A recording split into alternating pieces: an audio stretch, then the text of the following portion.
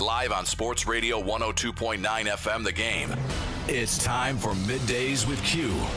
Now to your host, Rich Quinones.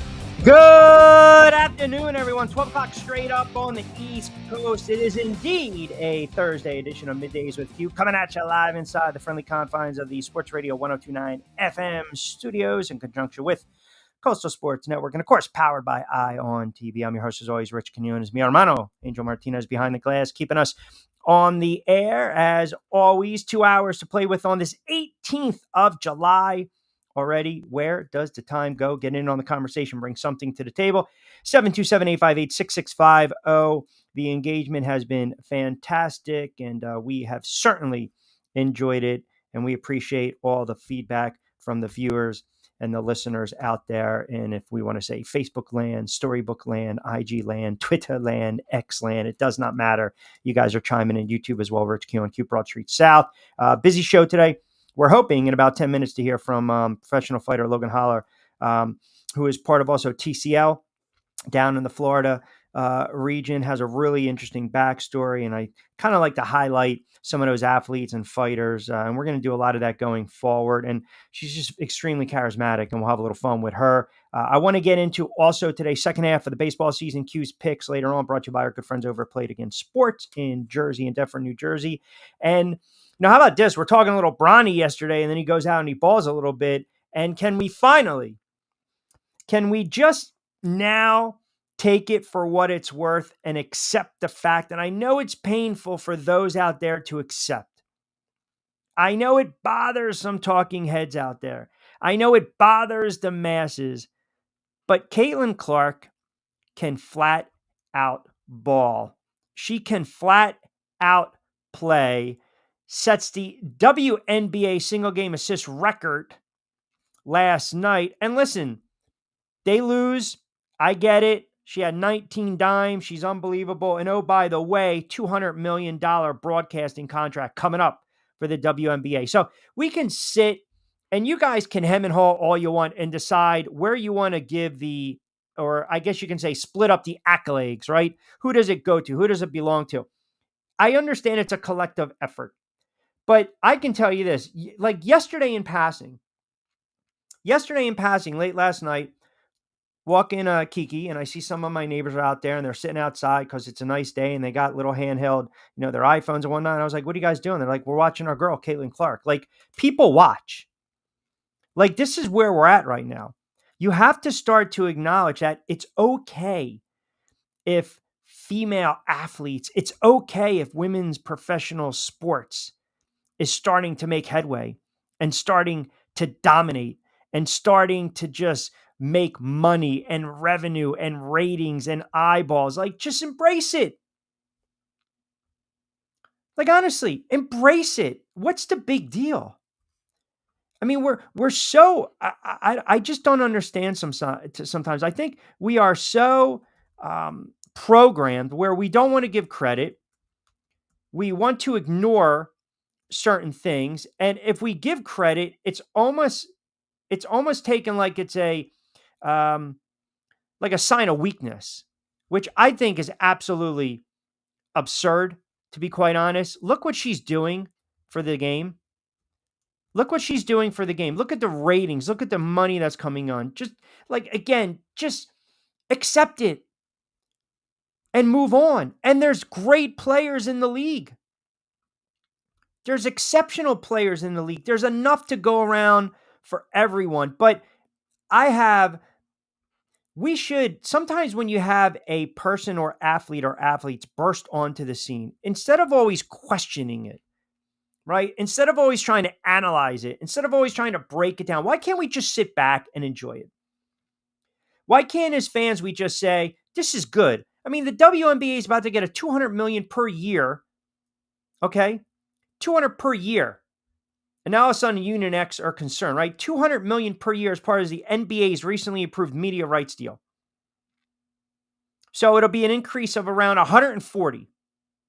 But yet, again, some people are concerned. Now, you want to say they're being undervalued, that's fine. That's fine. You want to say they're being undervalued, I don't have a problem with that. So the WNBA's current media deal is valued right around $60 million per year. That's set to expire after the 2025 season. The NBA, which owns about 60%, of the WNBA, has negotiated new deals. But again, look at the eyeballs. People are watching. It is like must watch to some extent. We saw it the last 2 years in college basketball when LSU and I were going back and forth. We see it with Reese. We see it with Clark. We've seen it throughout, the last 5, 6, 7, 8 years. There's really good athletes out there. There's really good female athletes out there. And if they can, draw eyeballs and attention to the sport in a positive light and shed a positive light, embrace it. Stop hating on it. Who cares? Just accept it. Move on. There's strength in that, right? I mean, it's enjoyable to watch. Man, if you can flat out play, you can flat out play. Like, for instance, this weekend, I got a boatload of fights. I got Friday night in Sioux City. There's a card. I believe they have a couple female fights on the card. There's Saturday in Philly. There's Sunday in Philly with TCL. There's a bunch of female boxers on the card. Like, I just enjoy it. Like, if you're athletic and you go out there, you present yourself the right way, you got charisma, you're doing it the right way, you're putting in your time, your effort, your energy, be rewarded. And I enjoy calling when the females fight. I do. I enjoy why. I think there's something to be said about that.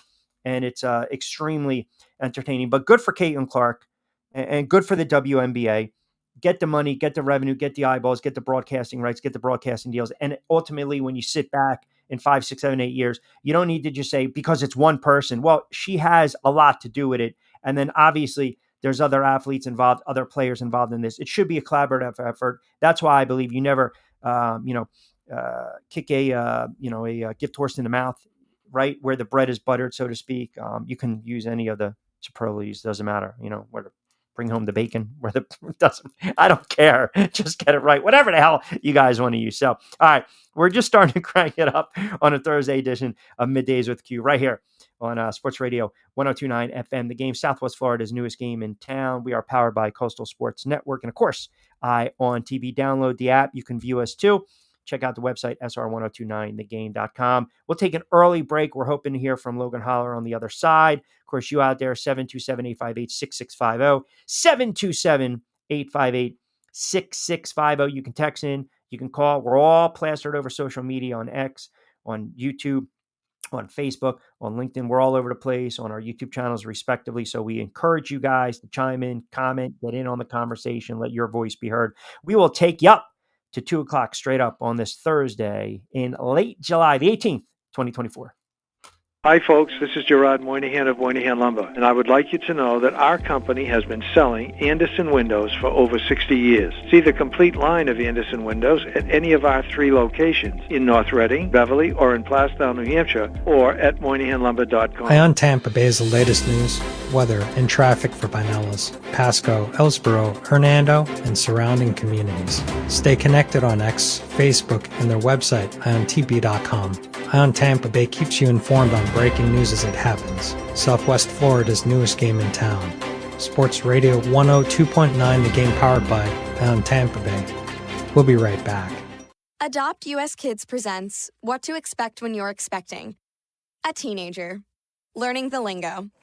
Today I'm going to help parents translate teen slang. Now, when a teen says something is on fleek, it's exactly like saying, that's rad. It simply means that something is awesome or cool. Another one is totes. It's exactly like saying totally, just shorter. As in, I totes love going to the mall with Becca. Another word you might hear is jelly. Jelly is a shorter, better way to say jealous. As in, Chloe, I am like so jelly of your unicorn phone case. You don't have to speak teen to be a perfect parent. Thousands of teens in foster care will think you're, rad just the same. To learn more, visit adoptuskids.org. A public service announcement brought to you by the U.S. Department of Health and Human Services, Adopt U.S. Kids, and the Ad Council. This is the story of a very special woman.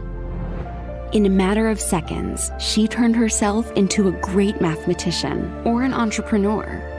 Her knowledge was limitless and still is. She could also make monsters disappear, especially those that lurked in the shadows under the bed. Once, this woman put back together a teenage girl's broken heart, which had been shattered in 1,000 pieces, just by giving her a bear hug. She masqueraded as a regular person at work, but as a superhero at home. Everyone knows her as Gabriella. I still call her Mom. Your hero needs you now, and AARP is here to help. Find the care guides you need to help, complete with tips and resources at aarp.org/caregiving. A public service announcement brought to you by AARP and the Ad Council.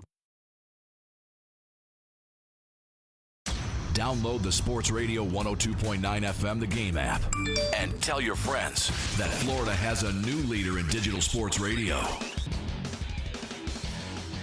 All right, 10 past 12 o'clock hour. I welcome you back inside a Thursday edition Middays with you. I can tell she's already getting ready to break with a smile and a grin. Rich Quinones here. We'll take you up to 2 o'clock straight up on this Thursday edition Middays with Q on SR 102.9 FM. The Game, as I mentioned, we love talking combat sports. You guys have known this. We talk MMA. We'll talk kickboxing. Everyone knows my passion is boxing, calling the fights, having the privilege, and actually having to go back and realizing that I've called this young lady's several of her pro fights, but also part of Team Combat League, Logan Holler. Now, first, I have to ask you, because now it's hyphenated, because before it was just basically, holler at your girl. Now we've got the hyphen with the last name attached to it because of the marriage. So how would you like to be officially introduced?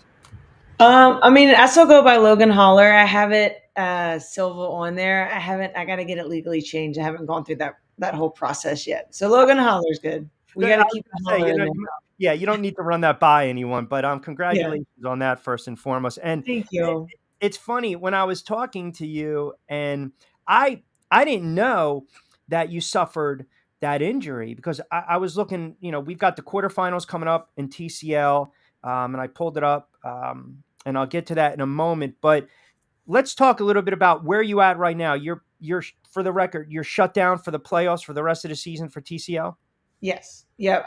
My medical suspension is till August 14th or something. I don't know. It's the first time I've ever had a medical suspension. It's the first time I've ever gone down in my career too. So that was tough. But yeah, she hit me right on the left eardrum and popped it and took my equilibrium. So I was just really sad that I don't get to continue with the team. So.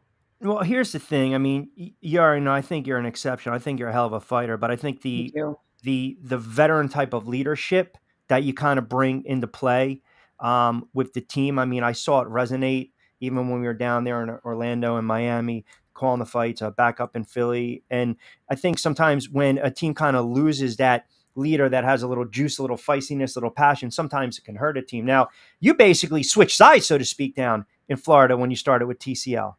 Yeah, I was at Orlando, and long story short, they made a requirement that everybody had to live in Orlando. That wasn't the case when I first started, and it was just something logistically like I couldn't do. I'm down in South Florida, 4 hours away. I had a job, and it just logistically I wasn't gonna be able to move or financially afford to move to Orlando for 3-4 months. Yeah. So luckily, Miami had a team and my coach was friends with them. So I got to go on their team. So it was nice, but I loved the Orlando team. I really got to bond with them and do training camp with them. They're a great team. And it was crazy because like the next fight we fought them. So it was exactly.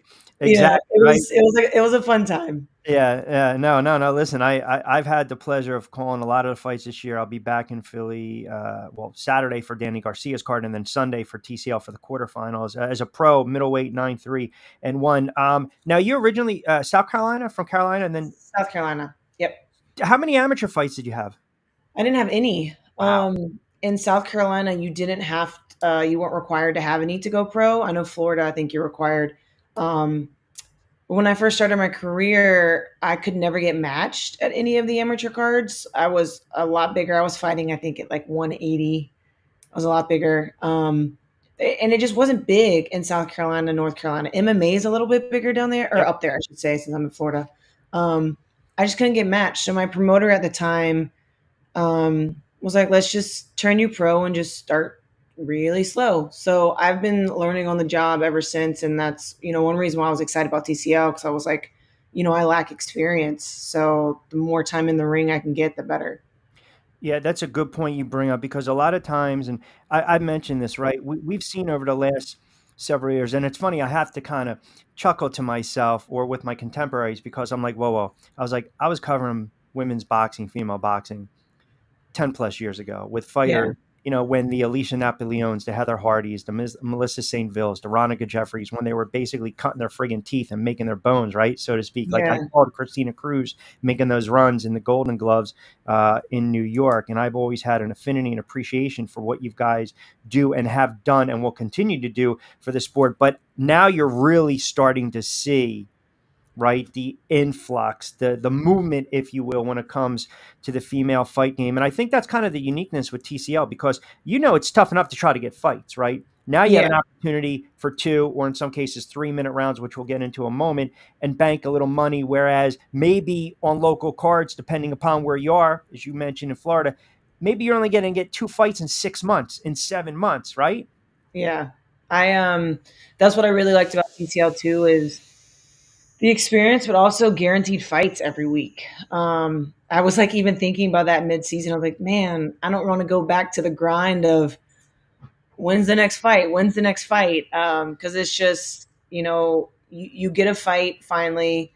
You have to find an opponent. Yep. I've had many of fights where the opponent's pulled out or we haven't found an opponent. So it's a hustle. So TCL was a nice break from that. It was difficult in the fact of the 1 round and the weight cut, but it was nice in the fact of consistency of fighting. And honestly, my favorite part of it was getting to meet all the people, like you mentioned, like Ronnie and Mel and Alicia. We fought, and I'm sad I don't get to see them because that's who Miami fights. They did a double header with us, and so I got to hang out with them, and we did Bible study in the hotel, and it was so great just to get to band together with other women. Yeah, they all have a little juice to them, right? The Yeah, personality. I mean, they're I've fun. I've known Alicia for years. I actually, I joked with her. I called her very first professional fight in Gatineau, Okay. Quebec. Yeah, it was a 14-hour nice little car drive. And then when she was up there, because of Brian Cohen, right, and what he's doing with the female fighters. And I said, "How are you feeling?" And I was like, "Can you at least give me some rounds, right?" And she went in there, and I think she got the girl out of there in like 30 something odd seconds, right, I'm for her pro sure. debut, Yeah. right? And I'm thinking to myself, all right, I don't have too much filler here, but Yeah. it was fun to watch. Again, Logan Holler, Dash, I like to say hyphenated Silva, kind enough to Oh join no, there. you're fine. You're fine. Well, hold on a second. If the husband's listening, he's probably thinking, so wait a second, 50-50 down the line here. Yeah, no, he's fine. He's good. He's good. But I always appreciate a couple months. I did really enjoy interviewing you, because when we were down in Florida and TCL was like, start picking out some fighters and get the backstories. And I mentioned this, a lot of the fighters fight, they have certain inspirations or certain driving forces, right? I mean, some fighters might be fighting for their kids or fighting for cancer or fighting, one of the fighters is fighting for one of his countries. Everyone Yeah. has, something that's driving them. You're fighting and continue to fight for mental illness and just the awareness of mental illness, and just to be in that great mental state, get your mind right. Can you talk a little bit about that for a moment? Yeah, I mean, it's kind of, I feel like that's like a loaded conversation because I can go on about this forever, but I honestly have dealt with mental health issues. When I look back, I can see it starting in middle school. Just the way my mind worked was very different. But mental health wasn't talked about. I mean, I'm 32, so in middle school and high school, mental health was still not talked about the way it is now. So even talking to my parents about it, they didn't really understand when I really started speaking up in high school and college. And I got into boxing out of college because, like I said, I wanted kind of a mental outlet, something to, help with aggression and temper and just help me to be stronger and more confident in myself. I was diagnosed with depression in college and, been trying different things over the years, therapy, medicine, and boxing was something that I feel like God led me to that really, really helped me.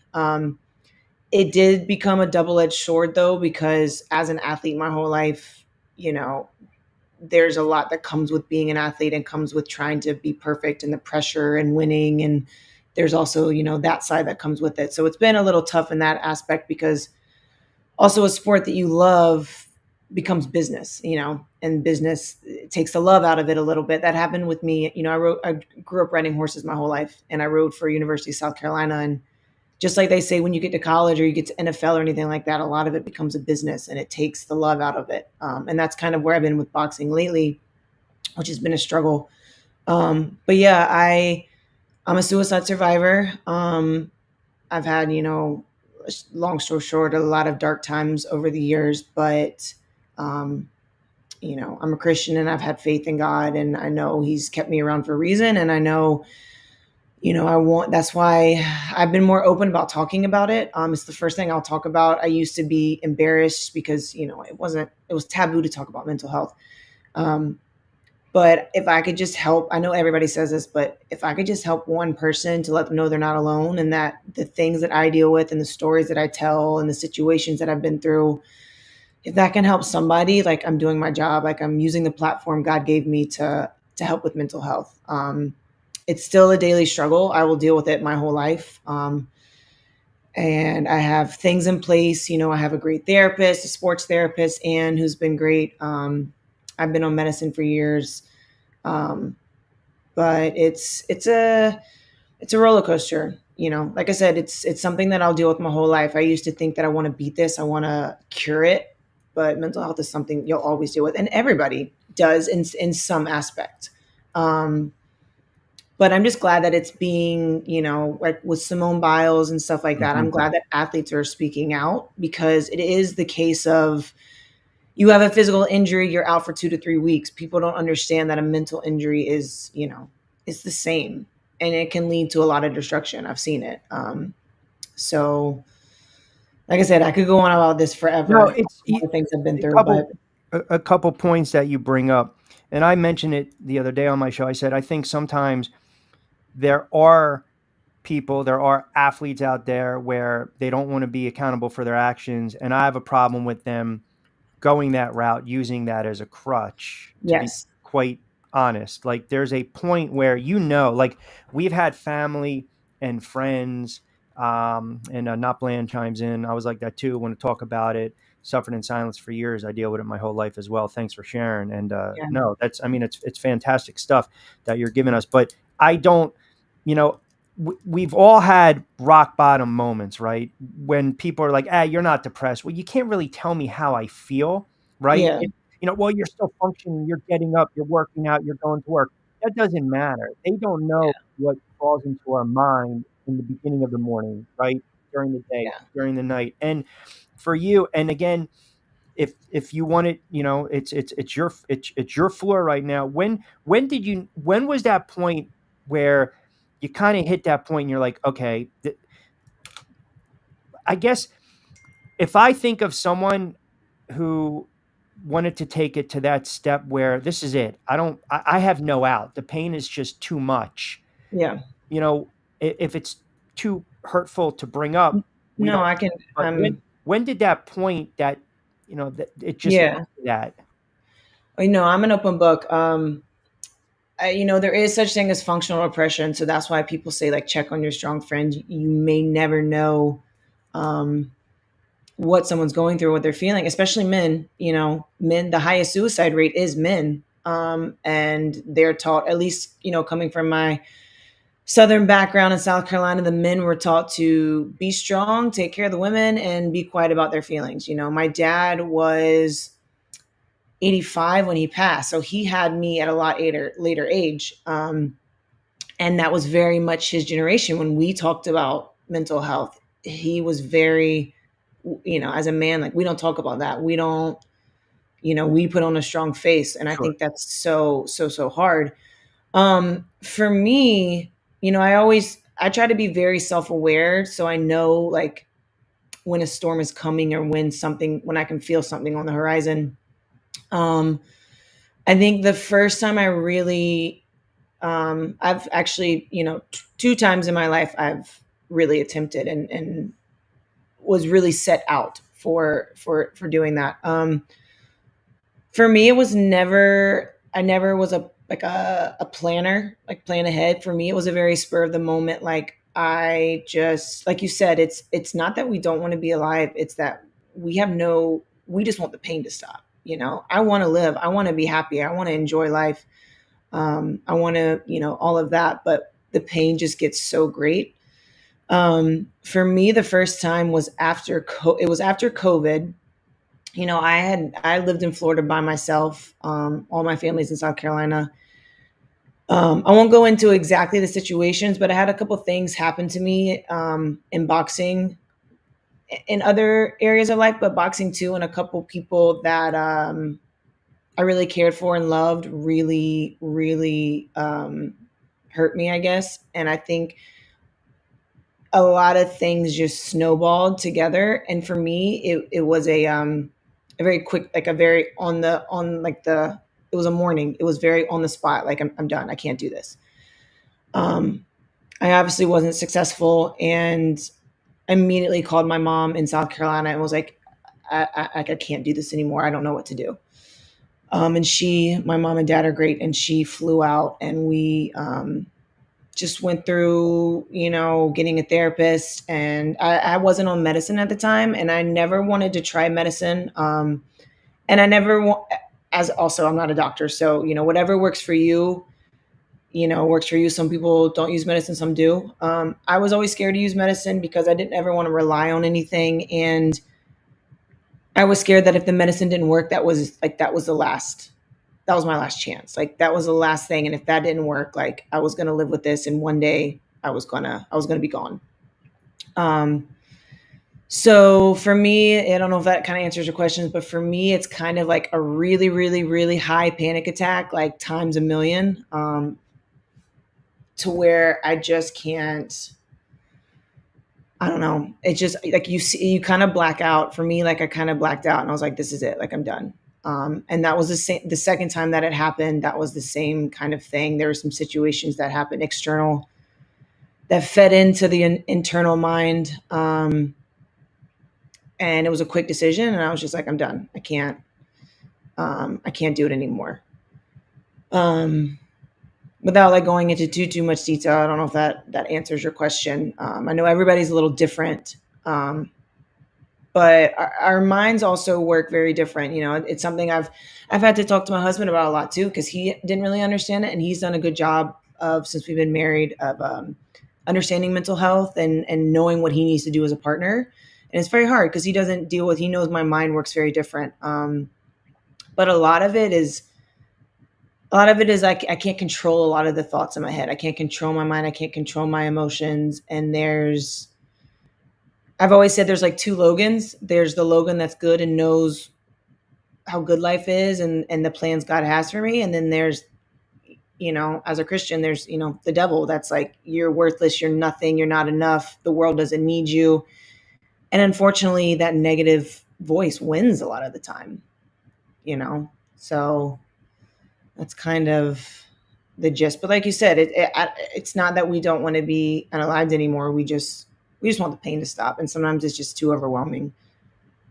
No, it's very deep stuff. I want you to stay with us. I know we're at 12:30. We got to hit a quick timeout, but stay with us on the other side. I want to continue the conversation on Thursday edition of Middays with Q. Rich Quinones here. Logan Holler, kind enough to join us. Hi, folks. This is Gerard Moynihan of Moynihan Lumber, and I would like you to know that our company has been selling Andersen windows for over 60 years. See the complete line of Andersen windows at any of our 3 locations in North Reading, Beverly, or in Plastown, New Hampshire, or at MoynihanLumber.com. Hey, Dad, your prescription will be ready in just a minute. Hey, Dad, your laundry will be ready in just a minute. Dad, your lunch will be ready in just a minute. Hey, honey. Why don't you take a minute? When you help care for a loved one, you give them as much time as you can, making sure they're safe and comfortable. But it's just as important that you take some time for yourself. At AARP, we can help with information and useful tips on how you can maintain a healthy life balance, care for your own physical and mental well-being, and manage the challenges of caring for a loved one. Because the better care you take of yourself, the better care you can provide for your loved one. Thanks, Dad. thank you. You're there for them. We're here for you. Find free care guides to support you and your loved one at aarp.org/caregiving. That's aarp.org/caregiving. A public service announcement brought to you by AARP and the Ad Council.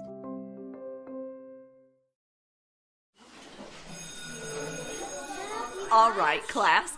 Let's hear what everyone did this weekend. Jill? Well, I raised my older sister to a big oak tree. It was at least 100 years old. My mom said I must have set a record or something.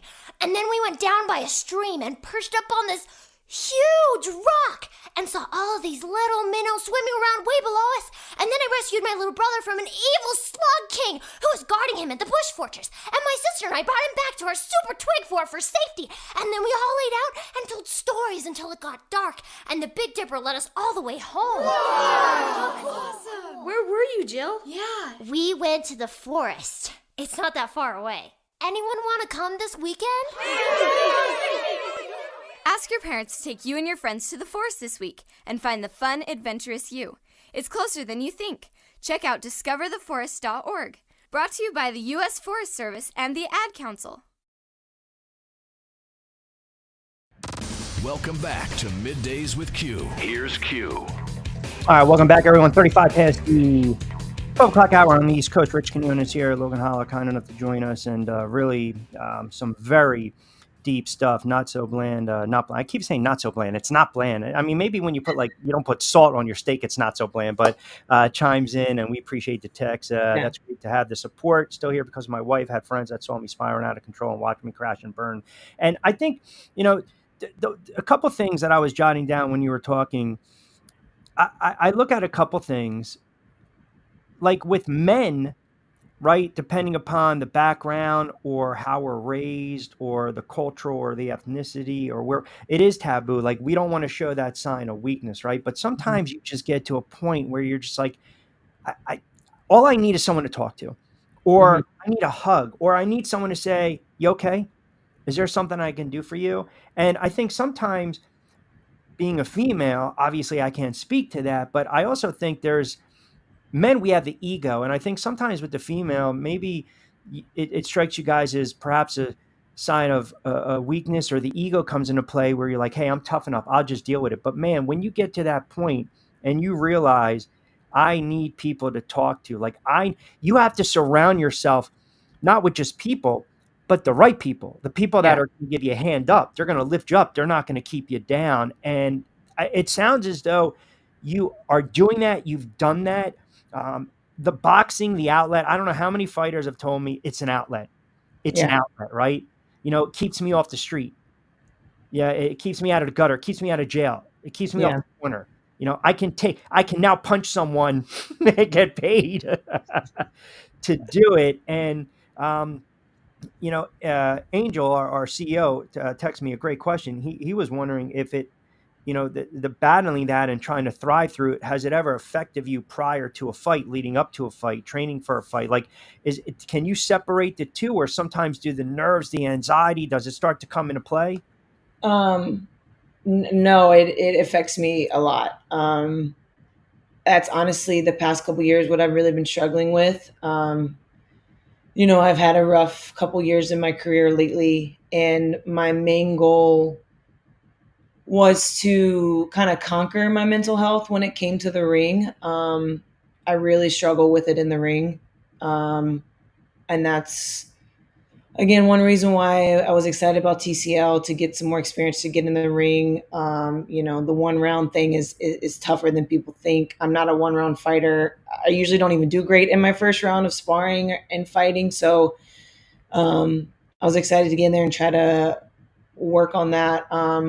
But yeah, that's honestly a great question, because it's where I'm at right now. I'm very mentally burnt out. I'm in a good place. I'm healthy. I'm not in a negative, dark place, but with boxing, I'm very mentally burnt out. Because I've been trying for the past couple of years to really conquer that confidence and those voices in my head. Because like I said, I get more nervous before a fight, not because of the fight, but because I don't know what Logan is going to show up. I don't know if it's the Logan that sparred really well the other day, or if it's the Logan who thinks that she doesn't belong and she's not good enough and shouldn't be here.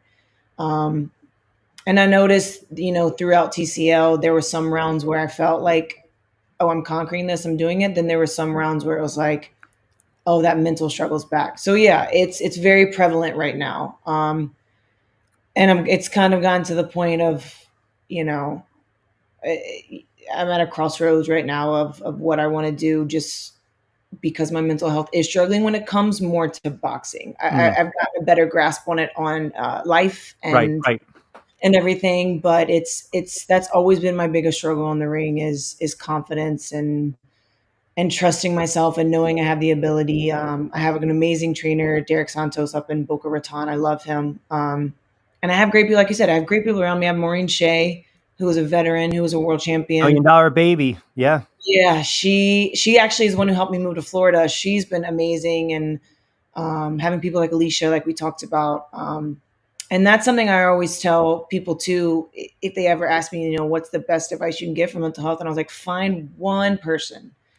All you need is one person that you can talk to freely about how you feel. And if that's a therapist, then that's a therapist. And you have to date your therapist, right? You have to find the one that works for you. But having just one person that you can talk to is the best thing.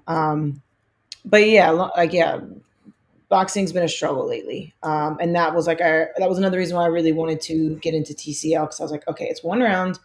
I can compartmentalize. Like, let's get our confidence back. Because like I said, the past couple of years have been, ever since my dad passed away, it's been a struggle in the ring. So. No, listen, I get it wholeheartedly. I totally understand where you're coming from with that, right? And let me actually peel back the curtain. Let me put your mind at ease a little bit. Every time I crack on the mic or I'm ready to call the fights, I think to myself pretty much the same thing, right? What Rich Quinones is showing up? Is it the guy that loves the sport and knows what he's talking about? Or am I going to fumble? Are they going to think I'm a fraud? Am I going to get exposed because I don't know what the hell I'm doing behind the mic? I don't know how to call a fight. And I will tell you this, you have that moment where you start to breathe a little heavy, right? I mean, for me, for some reason, once the fight starts, I'm fine. Yeah. And people have said this, fighters have said this to me. They're like, Q, why do you always pace, prior to, right? Or you're walking around with your notes and you're talking to yourself. That's me trying to get my mind right. Mm-hmm. Like, okay, here's the scene. We're in the 2300 Arena, famed South Philadelphia. Bring your lunchtail to work. I can't friggin' flub this opening. I can't flub it. We're live. Here we go. Over and over and over. And you start to feel the sweat. You start to have your handshake. You're not ready. Let's do it again. I mean, there were times I'm literally telling the director, no, I'm not ready. No. 3, 2, 1. So I know exactly that feeling. It's a horrible feeling. Yeah. But let me tell you, my friend, once you get settled in and you're in your world, that's when you know, hey, I'm meant to do this. Yeah. I look across the ring. She doesn't stand a chance, right? Yeah. 2 minutes, 3 minutes. I'm going to do my best. So I get where that's coming from. And you're right, to compartmentalize is so hard to do. I mean, I can't imagine, right? Think about this. You got 2 minute, 3 minute rounds, and I believe they should be 3 minutes. That's just me. But, you got your teammates sitting there ringside cheering you on. You're trying to figure out what you're doing. You got your game plan. You only have one round, right? You got one round to get it done. You can't sit there and give up a friggin' round and 4 rounds, 6 rounds, chess match. I'll feel her out. You got to let your hands go. It's a lot going on. Yeah. And that's what I feel like it's so tough, because it's like, most people the first round, they're feeling them out, and that's kind of how I am. Like I said, my first round of sparring, my first round in fights, like I probably never win them. I'm not that good at them. But then once I'm warmed up and in my groove, and I'm so used to like, okay, we have a game plan. We go in for the first round. It doesn't work out. All right, we come to the corner. Derek tells me what I need to change, and we change it. But in TCL, you need to figure that out. Rashad, one of the coaches for Orlando, who I love, he was like, you got to figure that out in the first half, the minute 30 seconds. And I don't think I'm at the experience enough to switch that quickly. And that's why I'm learning on the job. I noticed that I would have a game plan and kind of stick to it for the whole round versus like, okay, this isn't working in the first minute. Let's change it up. But also, I saw people go out there and just swing for the fences. And I was like, I don't want to do that either, because when I'm done with TCL, like, I don't want to create those habits, Good point. So yeah, you want to be aggressive, but I still want to keep my good form and technique and not just, I could go out there and just be an animal, but that's not going to help me in the long run, So Right. it definitely, it's tough. It's tougher than people think. Like yeah. For me, the toughest It's a part for me though crazy. was oh, sorry, go ahead. No, I was just gonna say it's a crazy phonetical pace, man. I mean, Yeah. I even joke sometimes. I'm like, why am I even like prepping for this stuff when it's 3 rounds? I can't even get. You try to get into somebody's backstory, and then the round Yeah. ends. And then it's done. Like just some of the knockdowns we saw this year were just Insane. it was crazy. They It had a was fun. brawl. Though. I love the team aspect. That part was really cool. They had a brawl last night in Boston. Oh yeah, how did I didn't watch? Um, Oh, like an outside the ring brawl? no, the fighters all of a sudden they got into a brouhaha during one of the fights. I'm like, what? Who won last night? Orlando lost. Oh no. Orlando lost by a couple points, I think, in the finals, and I pulled it up the way it shapes out because it was a very fast season. You have New York versus Miami, Philly versus LA. Those are your quarterfinals. Then you have the semifinals, the 27th in Philly, and then you have the final August 1st. But every fight that I've called, every matchup this year has been extremely tightly contested, right? And then that's why you get to those money rounds if you have an opportunity to fight. And I do like the fact that if you do get knocked down or you're knocked down several times or knocked out, obviously you're not available. I mean, fighter safety at the end of the day. But let me ask you, as a female fighter, you're open to 3-minute rounds? Oh yeah, I know some people aren't and some people are. We train 3 minutes on the bag and mitt work. We spar 2 minutes just because to get used to that's what we're doing. Yeah. I don't have an opinion either or. I will say the one thing I like about 2-minute rounds is it's more exciting. Yep. And the women push harder. It'll definitely make it different fights if it comes to 3 minutes. So that is the only thing I like about the 2 minutes when I'm watching women. No matter if it's someone I don't know, I'm like, this is going to be exciting. They're going to push the pace, and it's fun to watch because the women know, and the women also know they have something to prove. Always, we feel like we always have something to prove. So, I'm okay if it goes either way. Just tell me what to train for, and we'll train for it. That I will say that third minute is long though. When you're so used to 2. Sure. That third minute, you're like, dang, that's a long minute. 100%. I mean, it's like that separation, that difference from 4 and 6 rounds. Do you follow any other sports? Yeah, I'm a Green Bay Packers fan. Okay. My whole family, we grew up Green Bay Packers fans, and Gamecock SEC football. Okay. My husband WNBA? Huh? WNBA. Have you been watching all the Caitlin? I have, yeah, all the WNBA? Caitlin Clark and Angel Reese and everything. I don't have like a player or anything that like I watch, but Asia Wilson. I do like Asia Wilson. She came from USC, so and we got Dawn Staley, who's absolutely amazing. I got to meet her when I was on the equestrian team at USC, and she's just an amazing human being. But I love seeing Asia Wilson, and Asia Wilson's also from my town. She grew up in Columbia, South Carolina, where I grew up, and went to a private school. That was actually my rival high school. So it was cool to see someone local really like just killing it. But my husband loves UFC. Okay. So we host fight night at our house. Nice. And I don't know if he'll get mad at me for saying this, but him and his friends, they do like a pool and they put in who they're going to win. And they have like a fight night title belt that like whoever wins for the night gets to take it home. I think I have it. Are we going to see the belt? Uh-oh. Yeah, he's going to kill me for this, but this is their belt. Wow, that's pretty sharp. Hey, listen. Yeah, and like whoever wins that night gets to take it home. And like they're funny. They like joke around and do like promos and stuff, but they love UFC. And you said you grew up riding horses. Yeah. So yeah, I've been riding horses since I was 4, and then got a scholarship and rode for, a lot of people don't know that it's an NCAA sport, and I rode for University of South Carolina. Wow. So I guess when the Preakness, the Kentucky Derby, and the Belmont come on, you are going to be our official horse racing handicapper. That's very different from what I do though. But I don't care. Do your research. Do your research. Let's bank some money. Do your research. Listen, I know I got to let you get out of here. If you can convey or share one message for those out there who might be watching, tuning in, or will be watching on demand, and they're like, you know what, I'm in the same boat. What would be the message you'd want to convey and share to them? Man, that's a tough one because I just want to give them a hug, because I know that pain and I know that darkness, and it's very, very hard to get out of. Obviously for me as a Christian, like I'm able to lean on God. But like I said, find an outlet, find something that's going to help you, whether it's journaling, whether it's a sport, whether it's an activity, and have that one person. If it's one person you can get, like I'm lucky that I have my family. That's very helpful.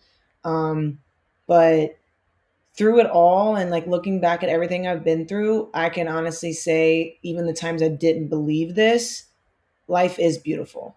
And it's hard. It's tough. It literally is the Rocky Balboa speech that he gave where life is going to knock you down. That is true. It ain't easy, but it can be beautiful and you have a purpose. That's the main thing, is find your purpose. Because God has a purpose for you. You may not know where it is yet. And you may, even at a young age, you may not know. I feel like I still have more purpose to find at, I'm about to be 33. But just find your purpose and find what you love, and just don't quit on yourself, because you're worth it. You're enough, and you got to say that over and over again to really, really believe it. And every day is going to be different. Some days are harder than others, but that's, like Rocky said, that's life. So yes, that's, everyone goes through it, right? Day by day, second by second, minute by minute, hour by hour. And then social media. I know you post some good stuff on social. If you want to promote anything, you want to promote your own accounts as well, go ahead.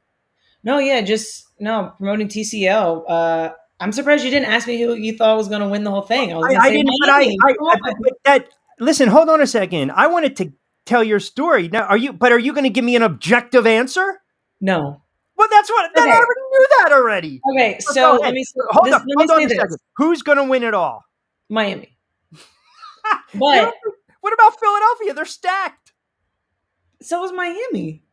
Listen, I have an affinity and appreciation. I'm getting hammered, by the way. I'm getting text messages from some of the male fighters. They're like, "Really? Where's our love?" I'm like, "What? Back off." I got my girl Logan on, so you know what? They can back off. They're tuning in. I'll get those clowns on in a little bit. Philly is great, and we played Philly. They're a great team. Are they?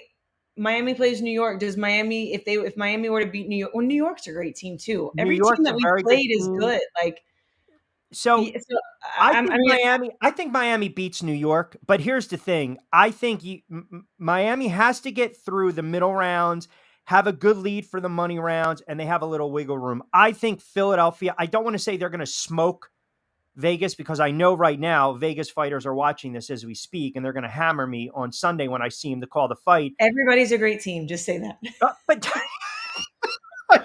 Well, I don't want to get you I don't want to get you in trouble. I have to have the check clear, right? Come Monday. Yeah, I don't want to get you in trouble. You're not going to get me in trouble. You already sat there and said, "Hey, I'm surprised you didn't ask me who's gonna." You're not gonna get me. It's my. Well, that's what I was like. That's what I was getting ready for today. I was like, okay, let me go through my story. Your story. Listen. No, I like that. I love talking about it, and I'm always here to talk about it. I'll just say this: I pray that everybody comes out healthy and safe. That's what matters. No issues. It got a little iffy and dicey early on in the season, and it was. I was there. I was there ringside, and it's tough. I've seen some knockdowns. Some of the knockdowns I've seen have been scary. Like, I had never seen that in person, to be honest. Like, mine was like, I got hit, and then all of a sudden I went down, but my equilibrium was gone because it busted my eardrum, and I got up and I was fine. I was actually mad because I got up and then I went down again. I think I tripped, but they say it was a knockdown, and you have the 2 knockdown rule. And I was like, no, I want to keep going. But that protects the fighter. And to your point, that's what, like, and I was concussed, so you can't go on.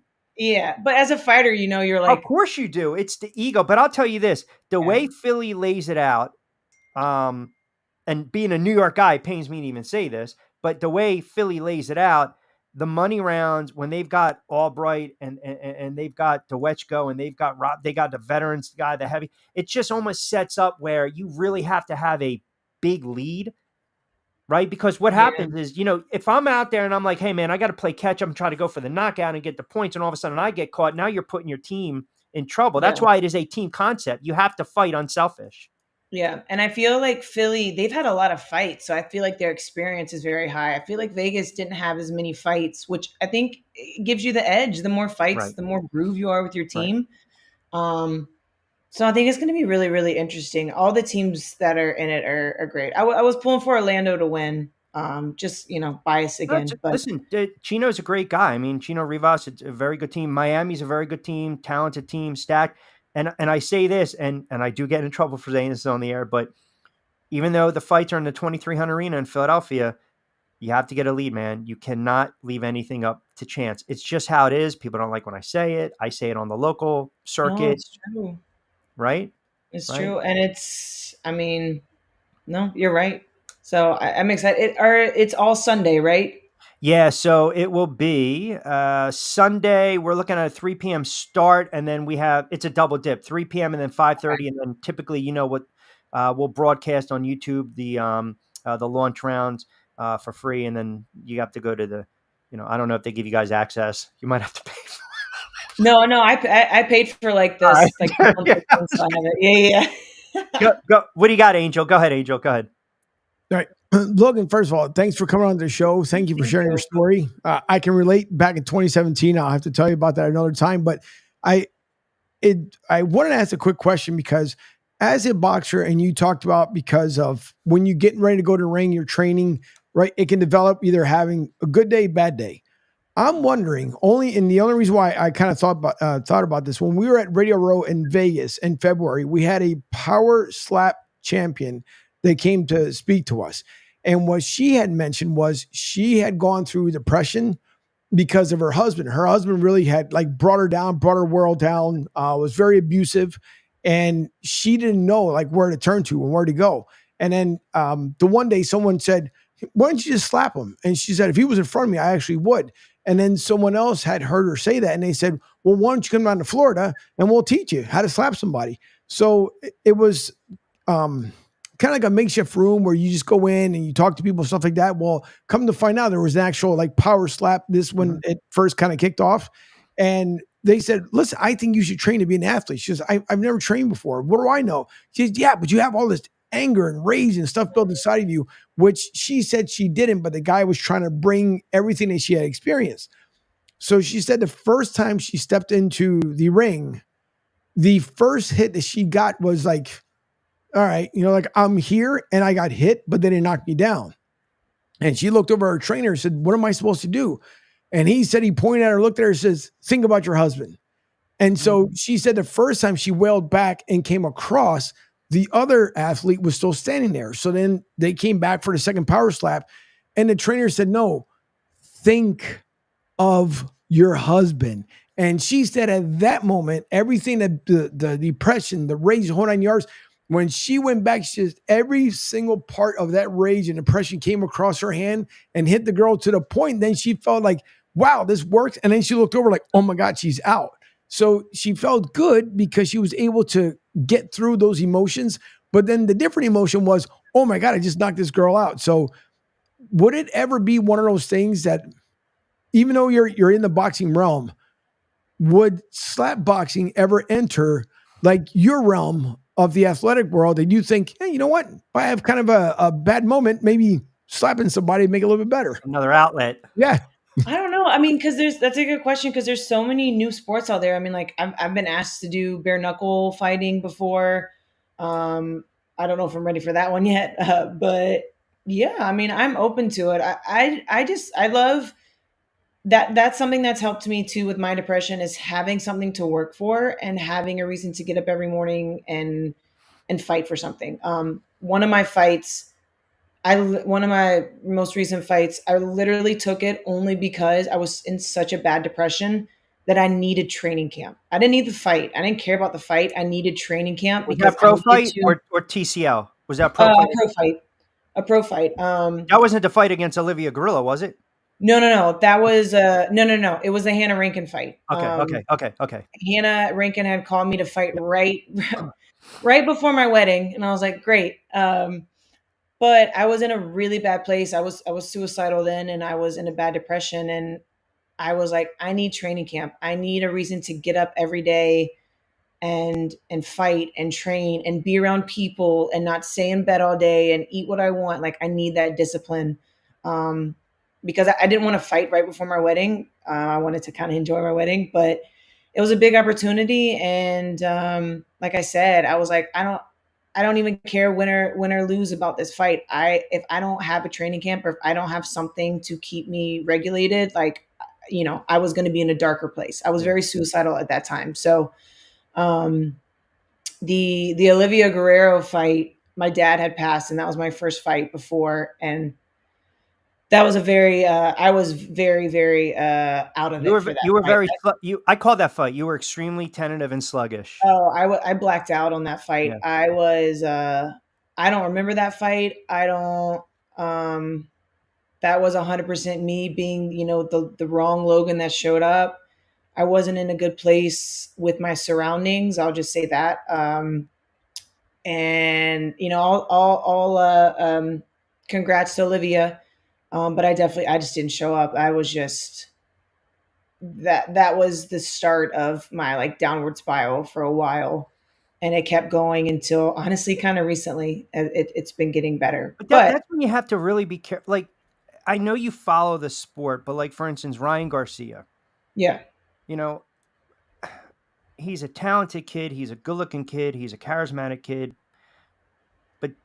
Then you hear what comes out of his mouth, or you see what he's posting on social media, and right away it's, hey, this kid needs help. This kid needs help. But yet you're still going on social media.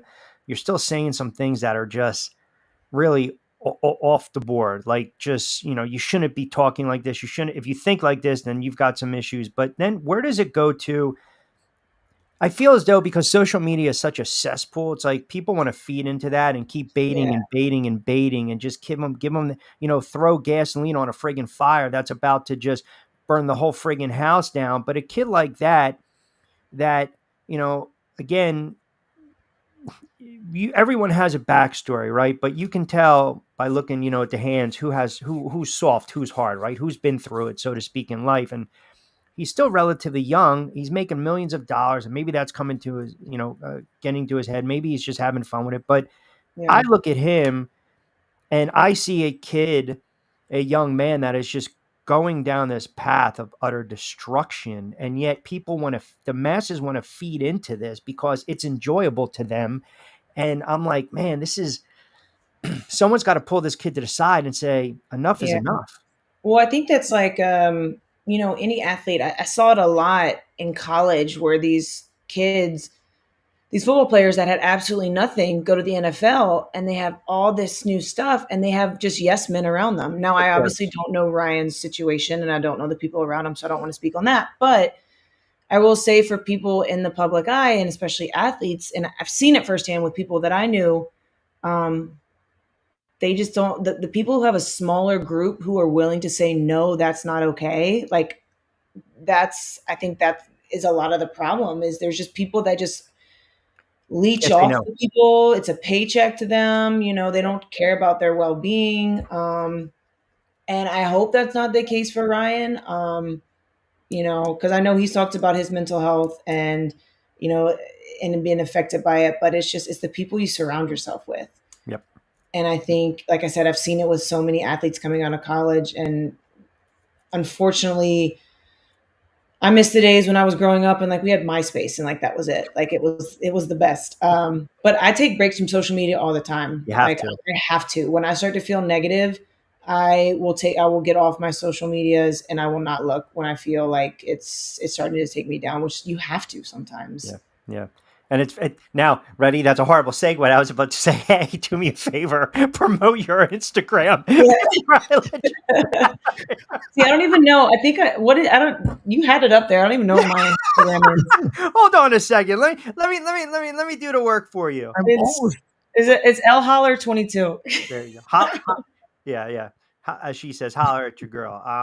Well, I Oh was yeah, gonna you have say, my Twitter hey, up there. I don't even know my Twitter login. So there you go. See I that? have There we go. We Instagram got and this. There TikTok, you and go. that's There it. we go. And TikTok. There we go. So we'll sprout around promote. I would say, hey, TikTok hopefully is I the same can. as Instagram.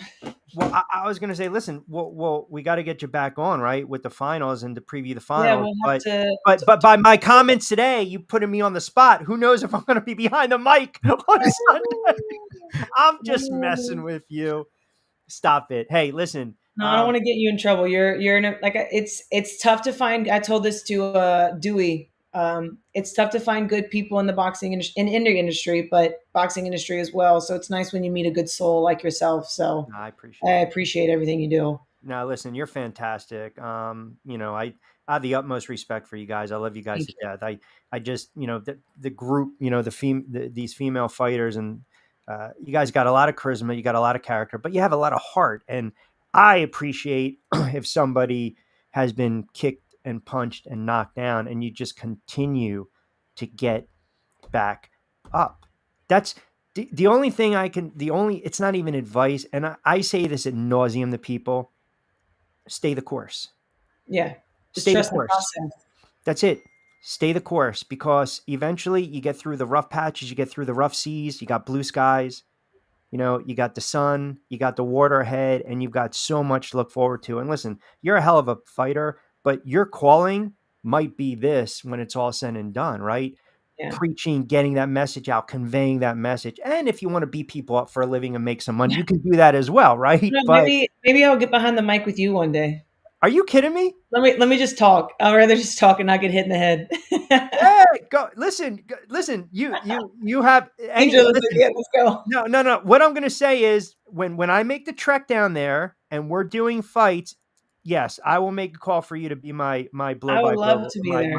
my I may color not be as analysis. knowledgeable as you, but I'll try to bring you any kidding comic me? relief I can. Come on, man. I got like a stop. Enough. Seriously. I'm like you though. I'm super type A that I would have all the research ready and everything Yes. ready to go. Right. Yeah, exactly. Then when I get the knockout in the first round, I wasted about an hour doing a backstory on a fighter. No, listen, you've got an open invite to come on the show. You've got an open invite. We're going to make it happen. You're going to sit and you're going to call the fights with me. It's a done deal. Come down to South Florida. It'd be fun. Hey, listen, you're about to, I don't know, Angel, what, the 1,000th person that's already said that to me? Come on. Yeah. We're I'll show you around. It's a lot of fun. I'm trying to convince them. I'm in Tampa, so I'm trying to convince them. Yeah, to come down this way. We're So building towards it. It's a done deal. We just have to get our ducks in a row. I know. I live right by the Fort Lauderdale airport. I'll come pick you up. Look, I'll tell you what. Will you and your husband bring the belt? Yeah, we also we're big WWE fans, so we have tag team belts too. For that we wore for our wedding. Oh, get out! Yeah. Wow. Oh wait, hold on. We got. Oh yeah, we're in the wardroom. So we came out to our wedding with these. Oh, check that out. That's pretty Yeah. good. That's cool. We're big WWE fans. So Nice. Did you Stings- Did you go on one of the aisles and like jump off like to land on the altar? Did you? Oh no! When we came out to like our like party, Oh, we yeah. came out to John Cena's Nice. walkout, and we came out with these. And I'm a Sting girl and a Stone Cold girl. Those are my favorite. All right. See, don't- I tried. Now we have our wrestling. We got our wrestling inside.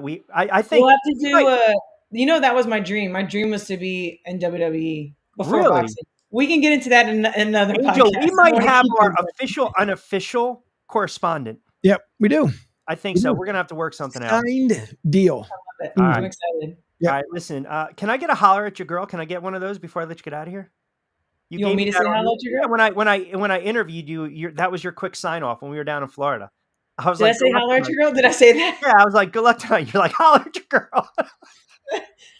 I don't even remember. That was gosh. That was No, it was Me being fantastic. corny. Listen, wish you the best of luck. We're gonna get you back on again. You and I, we're gonna keep in communication and just keep fighting, man. That's all you can do. Thank Keep you. fighting. You're inspiring, and we appreciate you jumping on board for a couple moments. Thank you for letting me talk about my story and get that out there. I appreciate that. And I Anytime. appreciate Be you well, guys. Logan. All right, be well. Thank you, Logan. Thank you That's guys. fantastic. So 1:00 straight up. I know we're up against it. We have to take a timeout. She's fantastic, man. She is. She's Well, freaking you gotta fantastic. remember I mean, that. all those girls in the league, and I don't like to keep saying all those girls. It's just I can appreciate the female fight game. And I've covered a lot of these girls when they were amateurs and then in the pro ranks, and they were so accessible, right? And they all had great stories. I mean, think about that. Think about that for a moment. You're at the depths, and in your mind, you have no other way out, right? You have no way out. And you're such despair, but then yet you pick yourself back up and, you go on and you produce. And that's extremely admirable and commendable. And it's so hard to do because we've all been there, man. We've all had moments in our life where we've absolutely just have been deflated, punch in the gut, devastated. And then, person comes along and says, you got to get up. You got to keep going. And a lot of times it's the person inside of here and the person inside of here that says, keep going. So no, she was right, because she, first of all, to get somebody to share their stories, a lot of times they don't want to do it just because it's super personal to them. Yet alone, when she talked about how, there's two sides of her when she comes up to the ring, and you would think that as an athlete, that's pretty tough, because if you go in there, like if physically, like you're ready to go and get into that ring, but mentally you're not there, that makes it extremely tough. And like I said, to where I can relate, because 2017, it was going to be lights out for me, but it's life and how it evolves itself, and you try and make yourself better. That was a fantastic story to, at least for her to share with everyone. And I could not imagine going into a boxing ring or an MMA fight or anything else and not mentally be there. Because you talk about putting your guard up. I mean, it's extremely dangerous if you're not mentally in it, because you have to protect yourself at all times. I mean, and I called that fight that she fought Olivia Garillo, right? And I was not aware, full transparency, that it was right after her father passed. So for her to get in the ring and then fight, and Garillo, veteran fighter from Canada, well-traveled, former champ, advanced age as a fighter, but still, had the belts and fought a lot of tough opponents. I can tell you, calling that fight, I was excited to see Logan fight. And I recall that fight. It was in Delaware. It was, I think, about 2 years ago in October in Delaware. She was very lethargic. And I had no clue until she just brought it up. I can't imagine, having to fight, right? It's tough to overcome something like that, and then to put yourself in that position. And now you're talking to combat sports where, you're trying to hit your opponent and not get hit. Mm-hmm. But she's funny, man. Like, she's got a really great sense of humor. And, I was just like teasing her where, like, hey, listen, I'll give my opinion on the air all the time. Right. I'll give my opinion, but I thought it was more pertinent because I just got a little taste of her story when they were down in Florida, because you only get minimum, let's just say, if I'm doing a stand-up shot and we're using it as B-roll prior to the fight or coming out of a break, maybe I get a minute plus. So it's hard for me to sit there and say, hey, I'm with so-and-so, and I see you've got the, fighting for, mental awareness, blah, blah. Give me your story. It's not fair for someone to try to encapsulate that story in 30 seconds and then, hey, let's go up to the ring announcer for the next fight. I wanted to really hear the story. And the fact that she was very willing and open to opening up like that, I don't take that for granted. And I hope the listening and viewing audience didn't, because that was I was taking a lot of notes, man. That was some really, really powerful stuff. It was, because again, there's a lot of people that just won't share it. I mean, it took me quite a minute to be able to share my stuff, but at the same time too, because you don't know, something can trigger a person when you're talking to them or something else. And the last thing that you want is for them to go down a deep hole as they're bringing it up. But not many athletes will bring it up. And she's right, because there's a lot of men. It's been known that a lot of men don't do it. I just mentioned yesterday about Junior Seau, the concussions. We didn't know what was going on with Junior Seau, right? Not a clue. We saw the stuff that was going on in his life, but we had no idea until after he passed. His family started speaking about it, and then the doctor finally revealed this is why he went down this route because of the concussion. So listen, I'm glad that she's married. I'm glad that her husband acknowledges exactly how to work with her to make sure that she's fine. The same way with her family. I'm pretty sure they're there as well, but it's always good for someone to share a story because 100%. Just like, and I know, cause I'm going to say the same things you said earlier, but the Not Bland show, same thing. When he, in a lot of times viewers won't even share something because they feel like they're either nobody wants to hear them or their voice shouldn't be heard. So thanks to Not Bland show for sharing your story as well. But yeah, no, she did it was a terrific job. And again, the power slap champion that we spoke to out in Vegas, it was the same way. She went to wind up and take a fake slap at freaking Tony. I thought she was going to end up. It was a pretty interesting the way you took us down with that question, because it's almost like an outlet for you, right? This is my outlet. Right. Doing this, calling games, being on the radio, doing the show, doing the podcast, broadcasting, it's mine. It's my outlet. It's my safe haven. As if you don't need to be a rocket science or be in my inner circle to kind of see it. This is my safe place, right? And everyone they can be a writer, they can sing, they can play the piano, they can write poetry, they can paint, they can build, whatever. Everyone has to have your safe place because ultimately that's where you go, right? And I knew exactly where she was going, and I wanted to empathize and sympathize, and I didn't want to make it about me at that moment, but I knew where she was going, where you don't want people to think you're a fraud. Correct. That is the worst feeling in the world. And everyone jokes. You joke. The guys, when I call the fights, they joke because I'm constantly writing notes. It's just an OCD, an OCB, whatever it is, call it what you want. But the worst thing is to go on the air or do something and then have, I don't care, doctor, whatever, teacher, and then people to think, well, hopefully if you're a doctor, they don't think you're a fraud, but don't there. But point being, they think, right? Do I show it there? You don't want people to think you are a fraud. Correct. That's the word. Like, oh my God, they're going to see right through me and call my bullshit. And that's a horrible feeling, man. And I think there has to be fear. This is me. I don't know what you guys think, and I don't know what you think, Angel, but I think my opinion is if you really want to be successful in anything you do in life, obviously you have to work at it. You have to work hard, and things might not always go your way, right? But just like with these athletes, fear is a motivator, man. Oh, yeah. Fear drives you, and I see it in a fight game. Right. I see it in the athletes that I interview. It's just, if you treat it as though this might be your last time out because of that fear, more times than not, mentally, you're going to put on, that great performance, and some struggle with that. Some get the anxiety, some put too much pressure and they fold under that. You got to harness that. You got to channel that.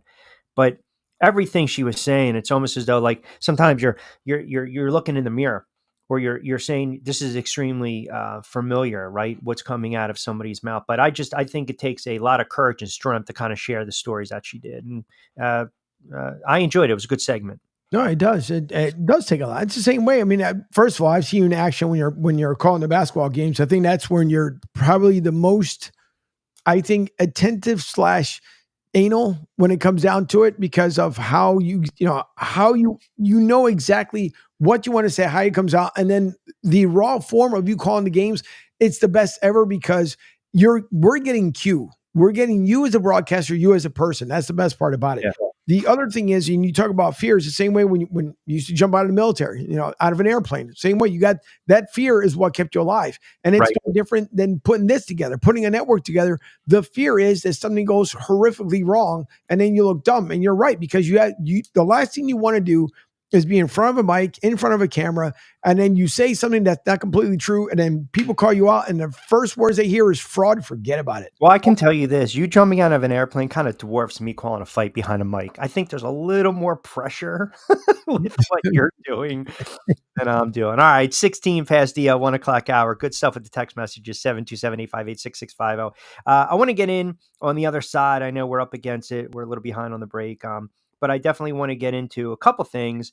Give you an update on the debacle that was on Sunday. Now these new reports are coming out. Touch a little bit on some NFL football. Second half of the baseball season, Angel, and for the viewers out there, gets underway manana. So we got to dive into that and a couple other topics we want to put a bow on as well. We'll take you up to 2 o'clock straight up on a Thursday edition of Middays with Q right here on Sports Radio 102.9 FM. The Game, Southwest Florida's newest game in town. We are powered by Coastal Sports Network and our wonderful friends for all the breaking news in Tampa, surrounding area, weather, traffic alerts, Eye on TV. We'll take a timeout. We'll come back on the other side.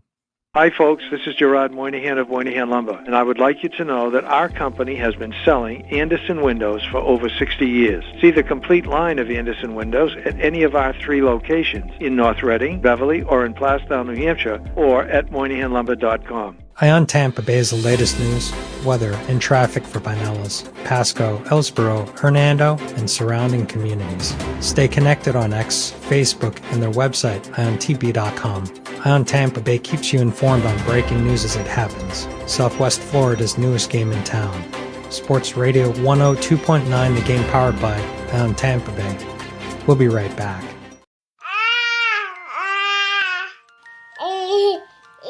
To some people, the sound of a baby babbling doesn't mean much. But that's not necessarily true. By 6 months, they're combining vowels and consonants. By 9 months, they're trying out different kinds of sounds. And by 12 months, their babbling is beginning to take on some meaning. Especially if there's no babbling at all. Little to no babbling by 12 months or later is just one of the possible signs of autism in children.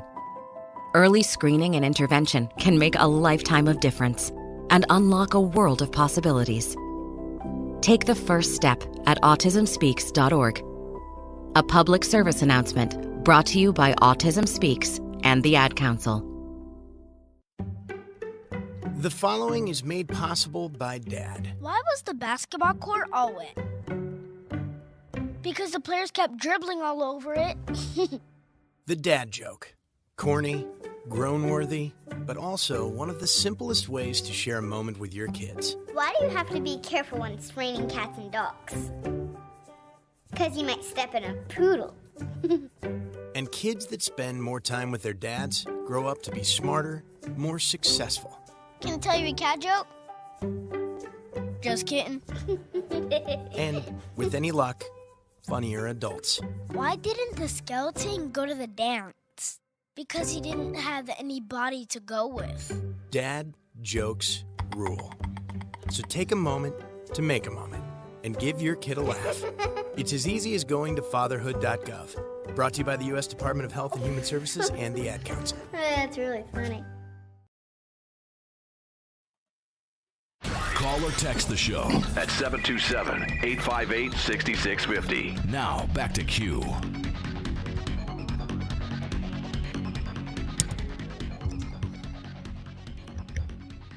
Do 120.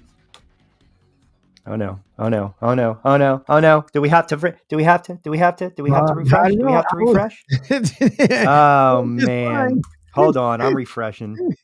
And there he goes. See, it was good, but that's okay. He'll be back in about 15 seconds. Thank you guys very much for tuning in here.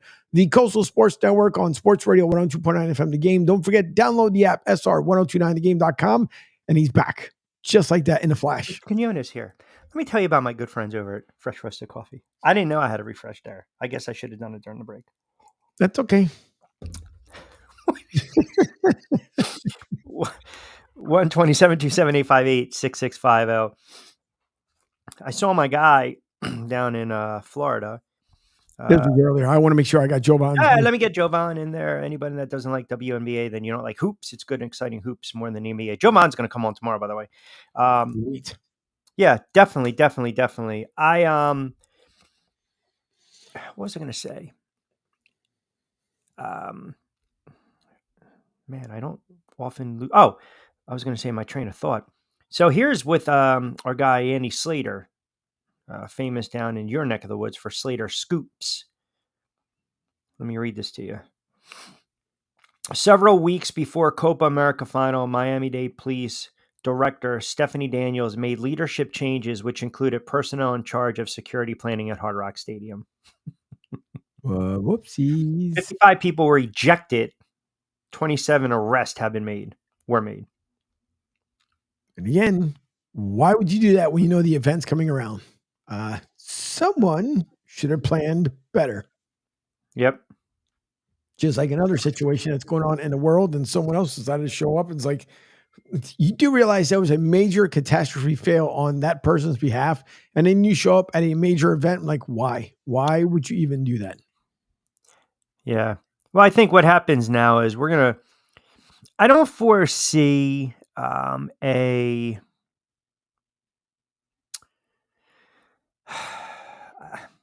don't want to say I don't foresee another disaster like this, but well, I don't. Let me talk something positive for a minute, even though I don't know if this is positive. It might rankle the Sixers fan. Have you been following the exhibition for USA basketball, for Team USA? Where they're teaming up Embiid and LeBron and Steph? Well, basically, Anthony Davis has been outplaying Joel Embiid. Right. And the conversation now is Anthony Davis should start over Embiid. And Embiid was probably the single biggest, I guess you can say, roster building story, right, leading up. But he hasn't played well. I think France wanted him badly, so he was asking for citizenship so he can play for them, which leaked back in April. So he chose to play for Team USA. And then if you remember the guy that was drafted from France by the Knicks, who was a bust, Frederick Weiss, was so pissed off that he basically came out and said Embiid should be banned from entering the country for the Olympics. So there's a little bad blood there. But with all that being said, Anthony Davis has outperformed Embiid. And I'm wondering, I mean, sometimes when you put and assemble these rosters together, right, a lot of it, well, case in point, a lot of it has to do with politics and the name on the back of the jersey, as opposed to, in this case, maybe younger, fresher legs.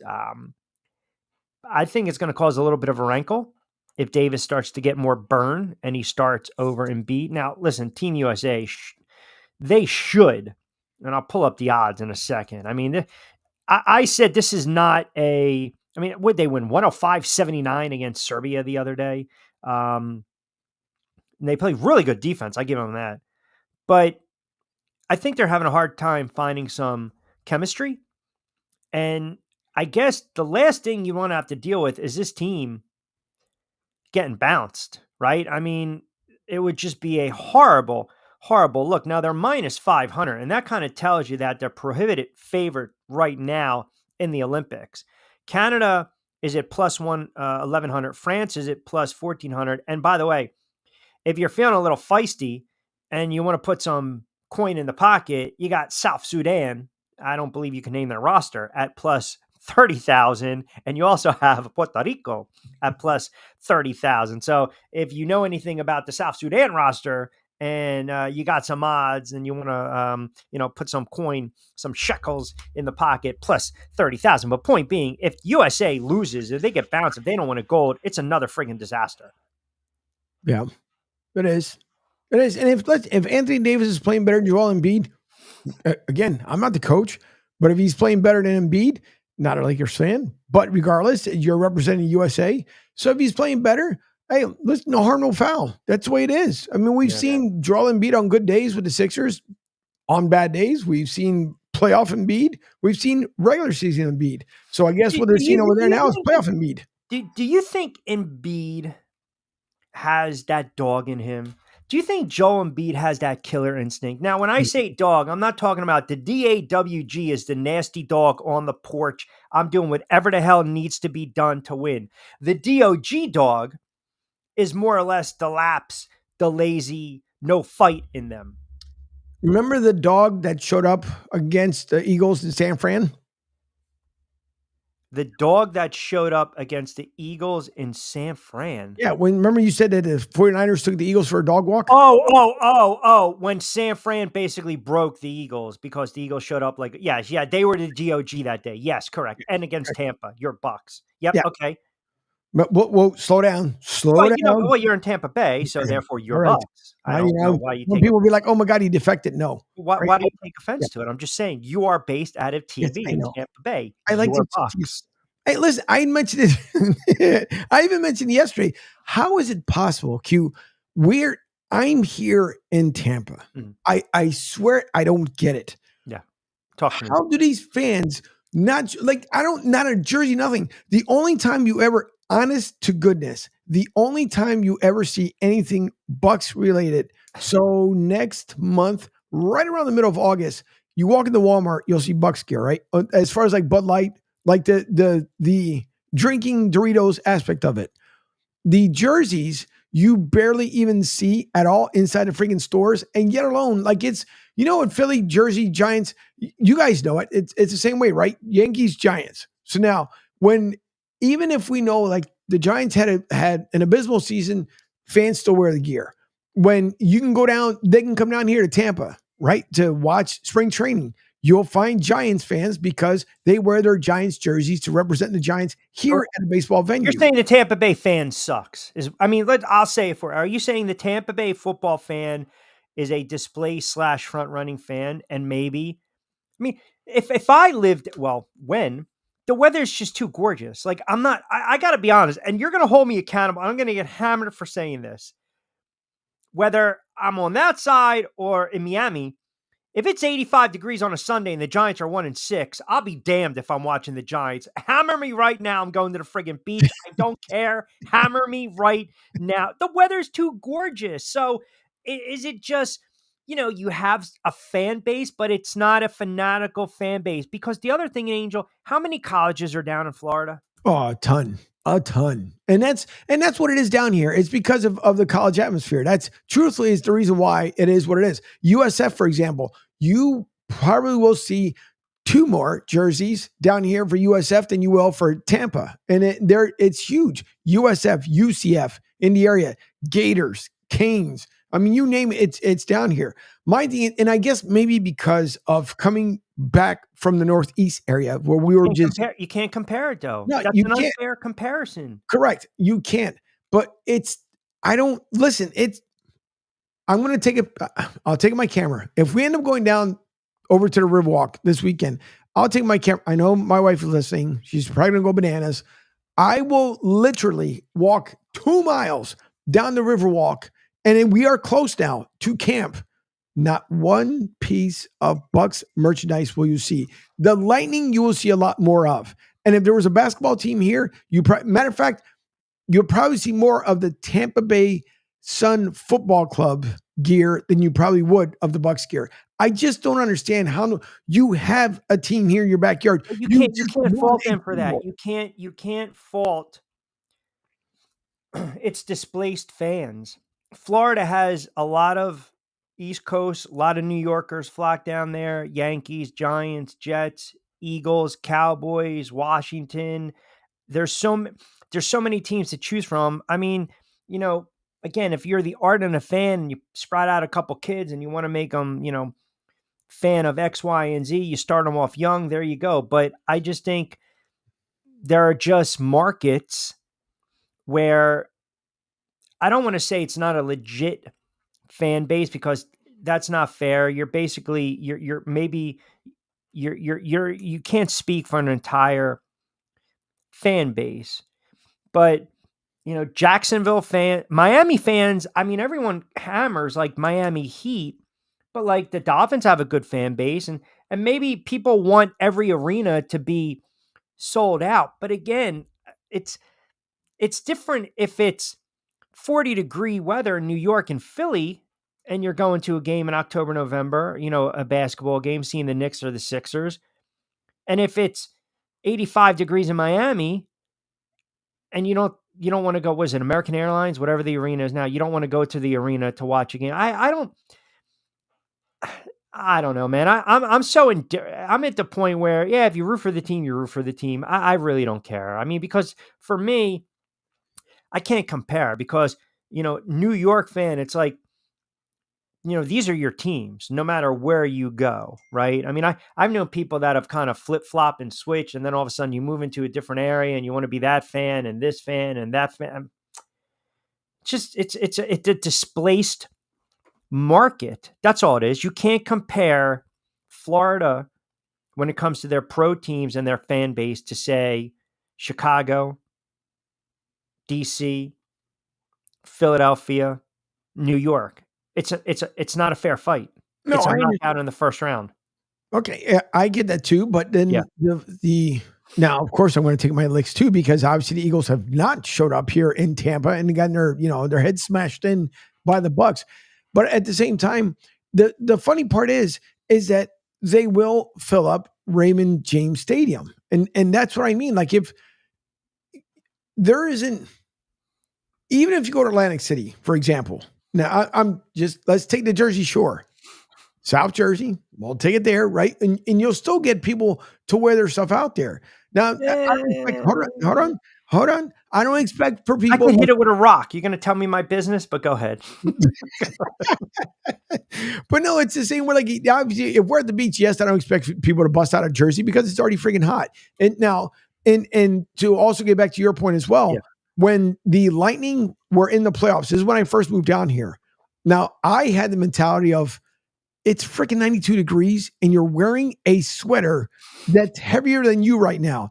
But the fandom with the Lightning is stronger than what it is, for example, with the Bucs. Now, it doesn't mean that you have to wear the jersey. You can wear an old T-shirt. I'm not saying you have to, but at least like something to represent. But maybe it wasn't like that 15, 20 years ago. Maybe it wasn't like that when the Bucs were dominating. Yeah, good point. Right. I mean, it changes, right? I mean, 84, 85 Miami Dolphins with Marino in the heyday, now there's a little more buzz. I mean, Jacksonville, they had their run early with Coughlin. Now they think they might have it going forward with Trevor Lawrence and alike. And I just think it's different in the markets that we grew up in. Like, not that I would, but if I were to flip on another outlet and hear what they're talking about down in your neck of the woods, I would venture to guess it's college football right now. They're not talking Miami Marlins. Mm-mm. They're not talking Tampa Bay Rays. Maybe they're mentioning a little bit Jacksonville, Miami, and Tampa in the NFL, but I bet you the bulk is going to be top 25 college football. It's going to be Florida. It's going to be Florida State. It's going to be Miami. It's going to be SEC. It's going to be Big Ten. It's going to be ACC. They're talking top 25. Right. But or high school. Right. Which, as we know, it's the high school sports, the high school athletics. There are certain markets. When I was in Ohio, high school football ruled in Ohio. Same thing in Delaware, to some extent, Jersey. You know how it is out in Texas, Friday Night Lights. We know how it is in Florida and your neck of the woods. National Signing Day. It's a big day. When the kids, or talking about some of these high schools in these different counties and whatnot.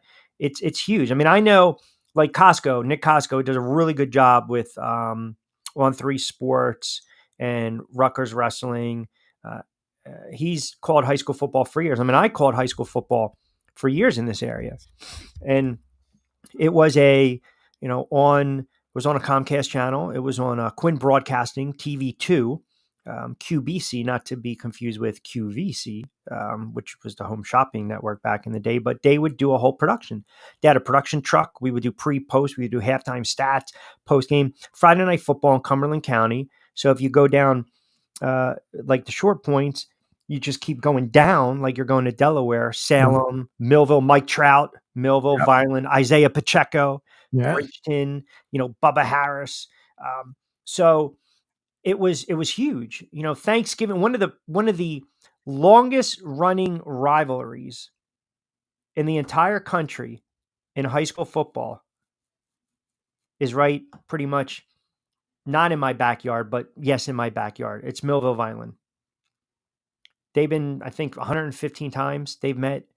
It's one of the longest storied rivalries. And, a lot of times now, the way they do the state playoffs, then there's not a lot of juice when it comes to the Thanksgiving Day game.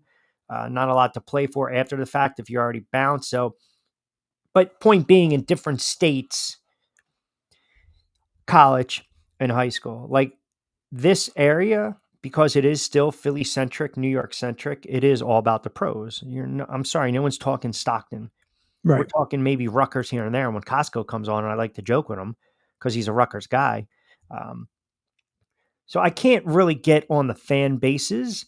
I just think it's kind of like, the market, right? But then there are some areas where they have zero professional presence. I mean, that would suck. That would suck. The one thing I did not like about Ohio, well, there were many things I didn't like about Ohio.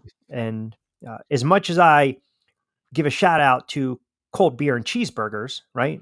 Right. I think we called it CBCB's, whatever, which was a little place in Akron where I would go and have my cup of coffee before my shift. Great people up there. It was all college, man. And I even take it a step further just to show you that I recall. So the station was, and you might look it up now. I think it's still in existence. It's 1290 WHIO. I remember the sports director at the time was younger than me. And he played college football. I mean, I thought he was a jerk off. I'm just being honest, full transparency. I thought he was a blockhead. I thought he was a jerk off. That's just me. So, hence, I only lasted up there a couple months. But that being said, Connecticut was just coming off, I believe, a national championship. So let me just, I think it was 1999. 2000, party's over. Yeah, I'm pretty sure they were a really good team. They were ranked. Okay, let's just say they were ranked or they had a great run. And Dayton, the Dayton Flyers, beat them. They upset them. So the kid at the time said, "Hey, I know you're a sports guy. You want to come on the air with us?" And I was like, "Yeah, all right." So it was a Dayton-centric show, right? Right. Hoo-ha-ha, Dr., Joe Swanson, don't forget the medical doctor of the Dayton Flyers in Akron, sponsoring Dayton Flyers hoops, whatever. Okay, that was my first red flag. So they're like, and they kept butchering my name. They didn't like the way I looked, the way I talked, whatever. And they're like, our guy from Jersey, does the board operating, he works on the Rich Hopkins show. Rich Kananas is joining us for a couple moments. Oh, Jesus. And I'm like, all right, yeah, whatever. And he's like, "Yeah, you're a sports guy. I want to give you a little play, little air shot. What'd you think?" And I said, "Hey, great win for Dayton." Quote, "Horrible friggin' loss for UConn." Oh, geez. And I think when I went on to say they had no business losing to Dayton. Well, when I said that, my segment lasted, maybe 2 minutes, if that. I mean, and I was just trying to say, listen, great for Dayton, puts them on the map. And I said, but you got to think of it like this. You got a top 25 team in UConn, fresh off whatever, a regional run, Final Four, right, whatever the hell it was. And then you go out and you lose. And I think they might have lost in UConn. I'm not sure, but you go out and lose. That's a horrible look, to a smaller school in Dayton. The next day, this motherfucker calls me into his office, mind you, right? Younger than me, calls me into his office and he's like, "Hey man, listen, that's not how we work up here." I said, "What are you talking about?" He goes, "Bad loss for UConn? No. It's a great win for Dayton." I was like, "That's what I said. Like, were you not on the microphone with me?" He's like, "Yeah, we just don't do that up here." And I was like, "Yeah, I don't get where you're coming from." And he looks at me and he's like, "Listen, We don't do it like that up here. And I said, you know what? New York guy, Jersey guy. Translation is I have to kiss Dayton's ass. I have to kiss your ass.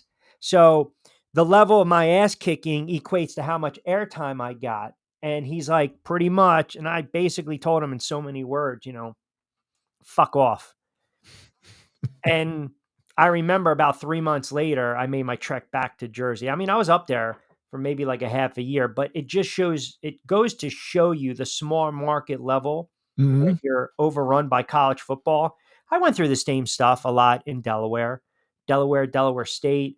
I can go on and on with this stuff. It's amazing the smaller markets, how they want to cram, say like University of Delaware down your throat, and they forget about a MEAC school, right? Yep. In Delaware State, pretty much dominated African Americans, black college, smaller university, smaller stadiums, smaller amount of boosters and revenue coming in. And when Delaware State would play Delaware, the argument years ago was that Delaware would allot X amount of tickets to Delaware State, and it was never fair because they would only get a handful. But yet they were like, well, we're playing in UD Stadium, which was a monster, gorgeous stadium, so we're going to ice you out. And I remember Jeff Pearlman, great writer, worked for ESPN years ago, still on X doing his thing, very outspoken, opinionated, especially when it comes to sports and politics. He came on my air, and it was is UD making this about race? And I'll never forget, I had and you might have to fact check me on this, I had the governor's office tuning in, and I basically was like, something's not right here. Why are they getting 10,000 tickets and Delaware State's only getting 1,000? I'm using that as an example. I was like, it just doesn't make sense. Not playing the race card, but what's going on here, where the money's coming in? Why is this not being played in Delaware State? Why are we not alternating stadiums? And I'll never forget, the governor of Delaware called in my station, and you might have to fact check me on this. I believe at the time it was Jack Markell. That sounds right. Jack Markell. And he's a Newark guy. And I think, I don't even know. I mean, you're the political guy, man. You know that like the back of your hand. I think Biden nominated him to like an ambassador of Italy. I think it was confirmed by the Senate. Like, obviously, I mean, nice enough guy, but I went at him. And then of course, after that, hey, go see the program director. So point being is, different markets, they want you to sprout your fandom in different ways. Right. And they want you to push certain narratives, push certain agendas. And if you're in a market, like I think what we're doing, because we bleed it over, right? Pete's a Boston guy, you're a Philly guy, I'm a New York guy. We kind of collect all the top, 2-3 markets when it comes to media, the other guys that we're bringing on board.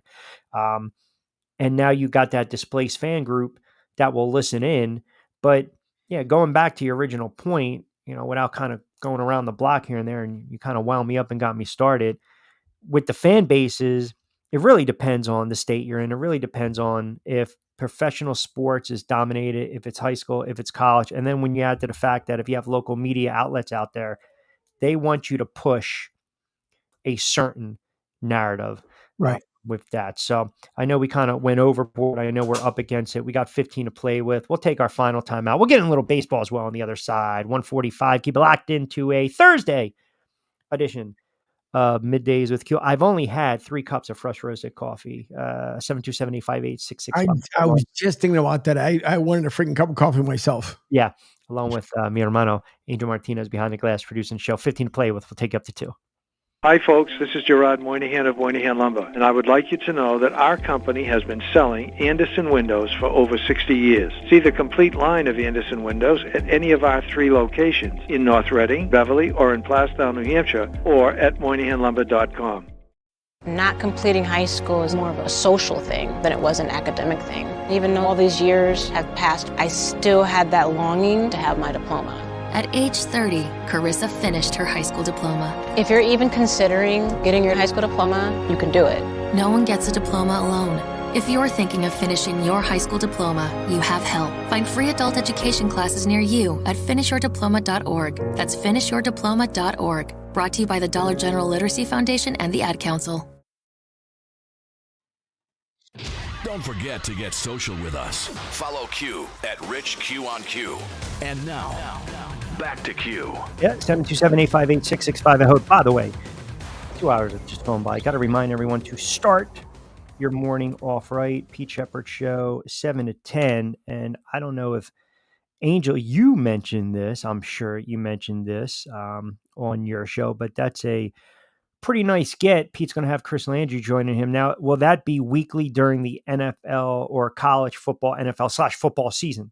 See, so it's going to start with college and yes, and add also to the element of the NFL season. So, yep, that's coming up next month. That is fantastic here for Coastal Sports Network. Huge, huge. And then, of course, the addition of Darius Rice, former Miami Heat, former Miami Hurricane, former NBA athlete, here as well to the network, which is outstanding. Are we going to sprinkle Darius throughout the shows? Is he doing his own show? I mean, I didn't get the text. I didn't get the alert. I signed up for the app. I had to pay for it. No, I'm joking. I wasn't made aware. That's fantastic. That's great. See, no, it's going to be, it's going to be really good. Yeah. And he's going to be, I have to put the timeline together because he does do something else throughout the day. So I'm trying to work it in where it's going to make the most amount of sense, but yes, he's going to be sprinkled throughout. You know, I really want to, and I'm totally putting everyone on the spot by this right now. You know what? We'll talk off air because I was inspired earlier today, so I have an idea or two that I think. And by the way, we are working as we speak with a couple other shows that we're hoping to get on board as well. Marshall Tynes been just crushing it with his pod. Jonathan Marshall and his brother are doing a really fantastic job. And I caught Talking Hoops last night, which is always an entertaining show. I know we keep adding on. And as I like to make Angel laugh, we see you. And that we do. We see you guys watching us. Copy-paste. Hey, listen, I mean, at this point, it is funny because I'll be careful how I say this, even though when I say I'll be careful how I say this, I never really am. It's not easy trying to put content together. Nope. It's not, everyone thinks, hey, just get on the Zoom, get on the YouTube, get the mic, and here you go, right? It's very hard to do. And to have programming grid that we have, billing traffic, the commercial spots to go on there right now. You click on, you got, boom, you click on, what do we got? We got Middays with Q, right? It's popping up. You got the video. Ooh, look at this. How about this little caveat? I just see this up on the, I don't know if maybe I'm getting cut out of the loop.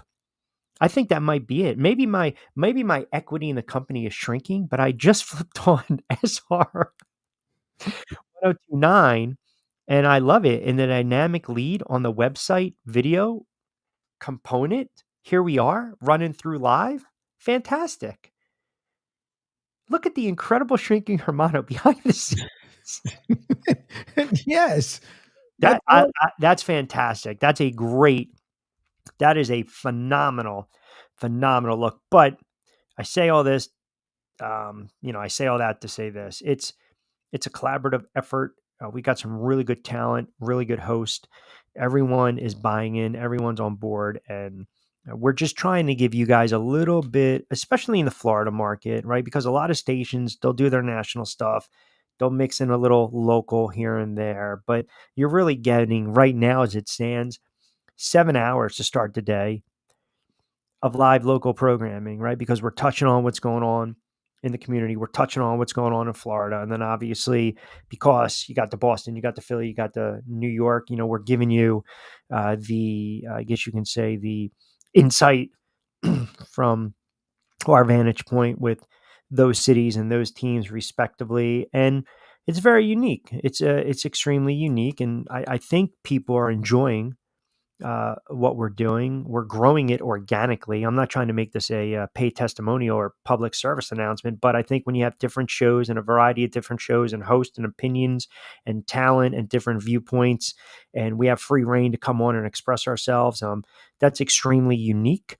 And it's something that I certainly don't take lightly. I am a little annoyed, though. I was not made aware of this video because, you know me, I love FaceTime. I love seeing myself. And I love the fact that now I'm on video on the website. It is. It's been up there. See, this, listen. Yeah. Behind the scenes, the little man is working. It's been up there. That's the whole entire thing. You talk about bringing up great content. It's even harder when you're CEOing, executive producing, when you're putting this stuff together, making sure that we have a good virtual studio, not only that, to have a professional, dedicated digital sports station to continuously add, commercials, bumpers, all kinds of stuff, create them from scratch. Then you also switch into the host seat, and now you have to be your own producer and host, which gives you even zero limit of time to be able to run off to the bathroom or do something else, and then come on with you for the midday show. When people think it's simple, and it's been a drive now for damn near 5 years. It's not the easiest thing in the world to copy paste. It's the location, it's the time, it's to put in everything, to create phone lines and text lines and other stuff. I'm just telling you that is not the easiest thing in the freaking world. It's dedicated. Yeah. The grind starts at 5 a.m. and half the time, because my hermano's still texting me at 9:30 at nighttime, it doesn't stop. My own wife, I call the producer here all the time over at Studio B. She'll ask me around, like 9:40ish, 9:50. Hey, are you done yet? Like, no, I'm putting out the last things to put out the audio to send out. So when people think it's easy, or even like today, for example, I had to cut my own self short at 11 o'clock, was to make sure that things get done in a timely manner. So it's not easy. No. It's not easy, but you want to go out there and do your thing. Have at it, Hoss. No, listen, I mean,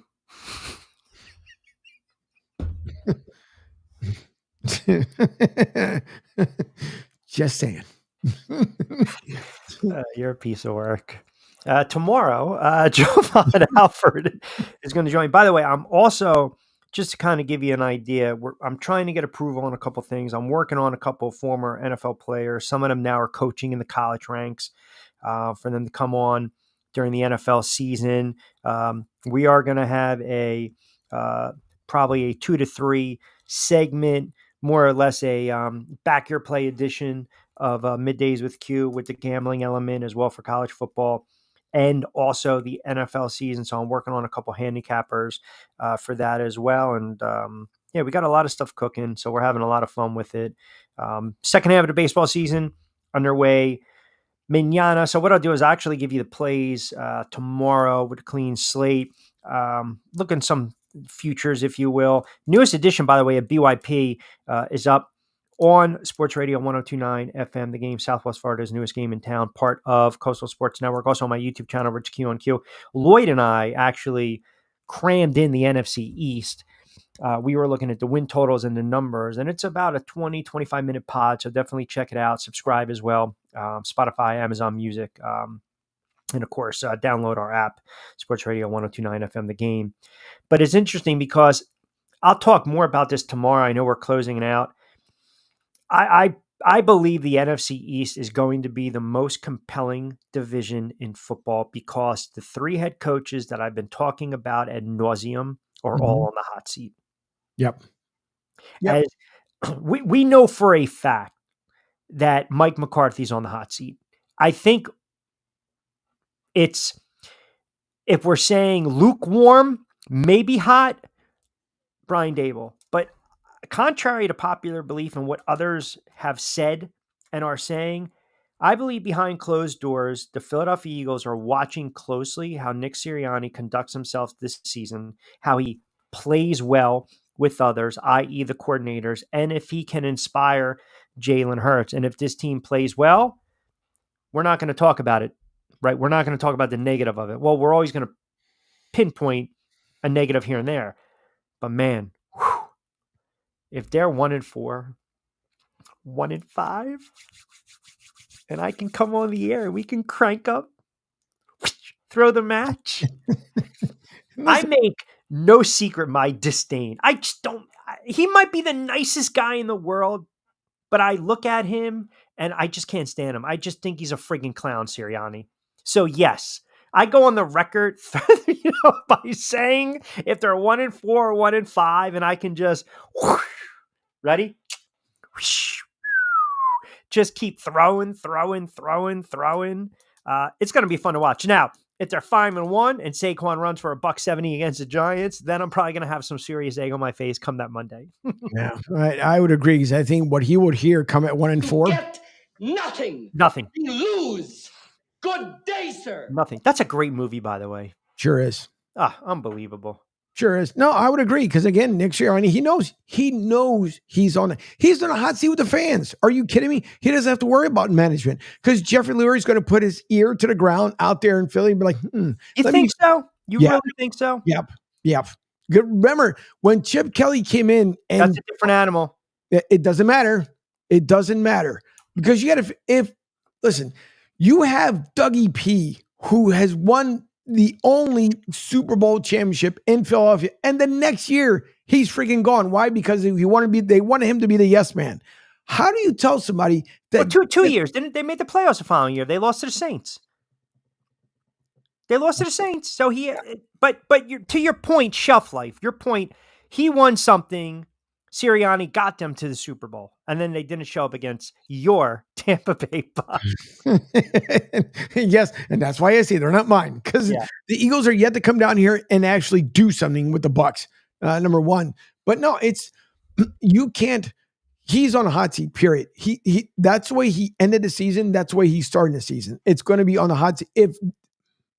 Let me just say, if your starting O-line is not together, one simple session in the preseason, the hot seat goes up even higher because the last two seasons, listen, man up, period, athletes. You are getting paid handsomely to play the preseason. You are getting paid handsomely to step out. I don't care if it's at NovaCare Center or Lincoln Financial Field. Enough with this nonsense. Like, I don't want my right ankle to be tweaked during the preseason because what we see last year, we got super lucky with the run that we did. The season before, not so much. So, and even though he did have a good one, play at least a series together where we don't have to make the adjustments week 1 into week 2 into week 3. I don't think you're asking a lot with that. By the way, they open Green Bay, Atlanta, New Orleans, and then they're on the road against your Tampa Bay. Tomorrow, Jovan Alford on, we'll talk a little WNBA with him, USA Hoops. I want to get his thoughts on Bronny. By the way, I am trying to book my guy, Lenny Cook, that apparently said LeBron James is a dog, meaning the DOG dog. Now, Lenny Cook and LeBron were 1 and 2 back in the day when it came to, your best high school players in the country, right? And Lenny Cook was a phenomenal. I mean, his story, we'll get him to share it on the show. Just never panned out in the pros. I mean, just flamed out in the NBA. But they were 1 and 2. Think about that, right? All of a sudden, you're better than this kid, but this kid goes on and he has the LeBron James career. Well, in this case, it was LeBron James. So we'll talk some more hoops. Tomorrow, as I mentioned, MLB. I want to continue this NFL talk. I want to get into these questions. I'll throw them out there for you guys as well. I have about 10 questions leading up to the season that we want to dive into and get your thoughts. But I've got to start wrapping it up on a Thursday edition of Middays with Q right here on Sports Radio 102.9 FM. The Game, as I mentioned, don't forget, start your week off right. Pete Shepard from 7 to 10. Pete Shepard Show. Great get with Landry coming on during the football season. Martinez and Company with my guy, Angel Martinez, 10 to 12. And myself, Middays with Q, 12 to 2. Really greatly appreciate Logan Holler for jumping on board for a couple moments and sharing her story. We'll get that up later on in the day, and it's already on demand as well on SR 102.9. We'll get it up on the YouTube channels. Next week, a lot more boxing. I will preview TCL tomorrow. I will preview some of the fights that are coming up. I will say this, too, as we close, and I'll leave this. I'll throw this out there as a teaser for tomorrow, but we're at right now where influencers, I guess the question is, should we take them serious or not when it comes to sports? And we'll dive into that on tomorrow's show. Jovan Alford will join us for the incredible Shrinking Hermano, Angel Martinez, the man behind the glass who keeps us on the air and looking prim and proper. I'm Rich Quinones. Hope you enjoyed a Thursday edition of Middays with Q. As always, don't forget to download the app, Sports Radio 102.9 FM The Game, Southwest Florida's newest game in town. Log on to SR1029thegame.com. You see it right there in the right-hand corner, on my screen at least, depending upon if you guys are having a little hot toddy. It might be on the left. Who knows? Follow us, CSN Florida on X. Follow Angel, follow Pete, follow myself, Lloyd, Talking Hoops, Kiki. We might have to get an IG for. I might have to get an IG for Kiki. Who knows? We might have to get her an X account. But with that being said, that's walk time. This dog knows it's 2:00. Get me the hell out of here. We will talk to you tomorrow. As always, be safe, be sound. Hasta luego, buen dia. Have a good day. She knows. Talk to you then.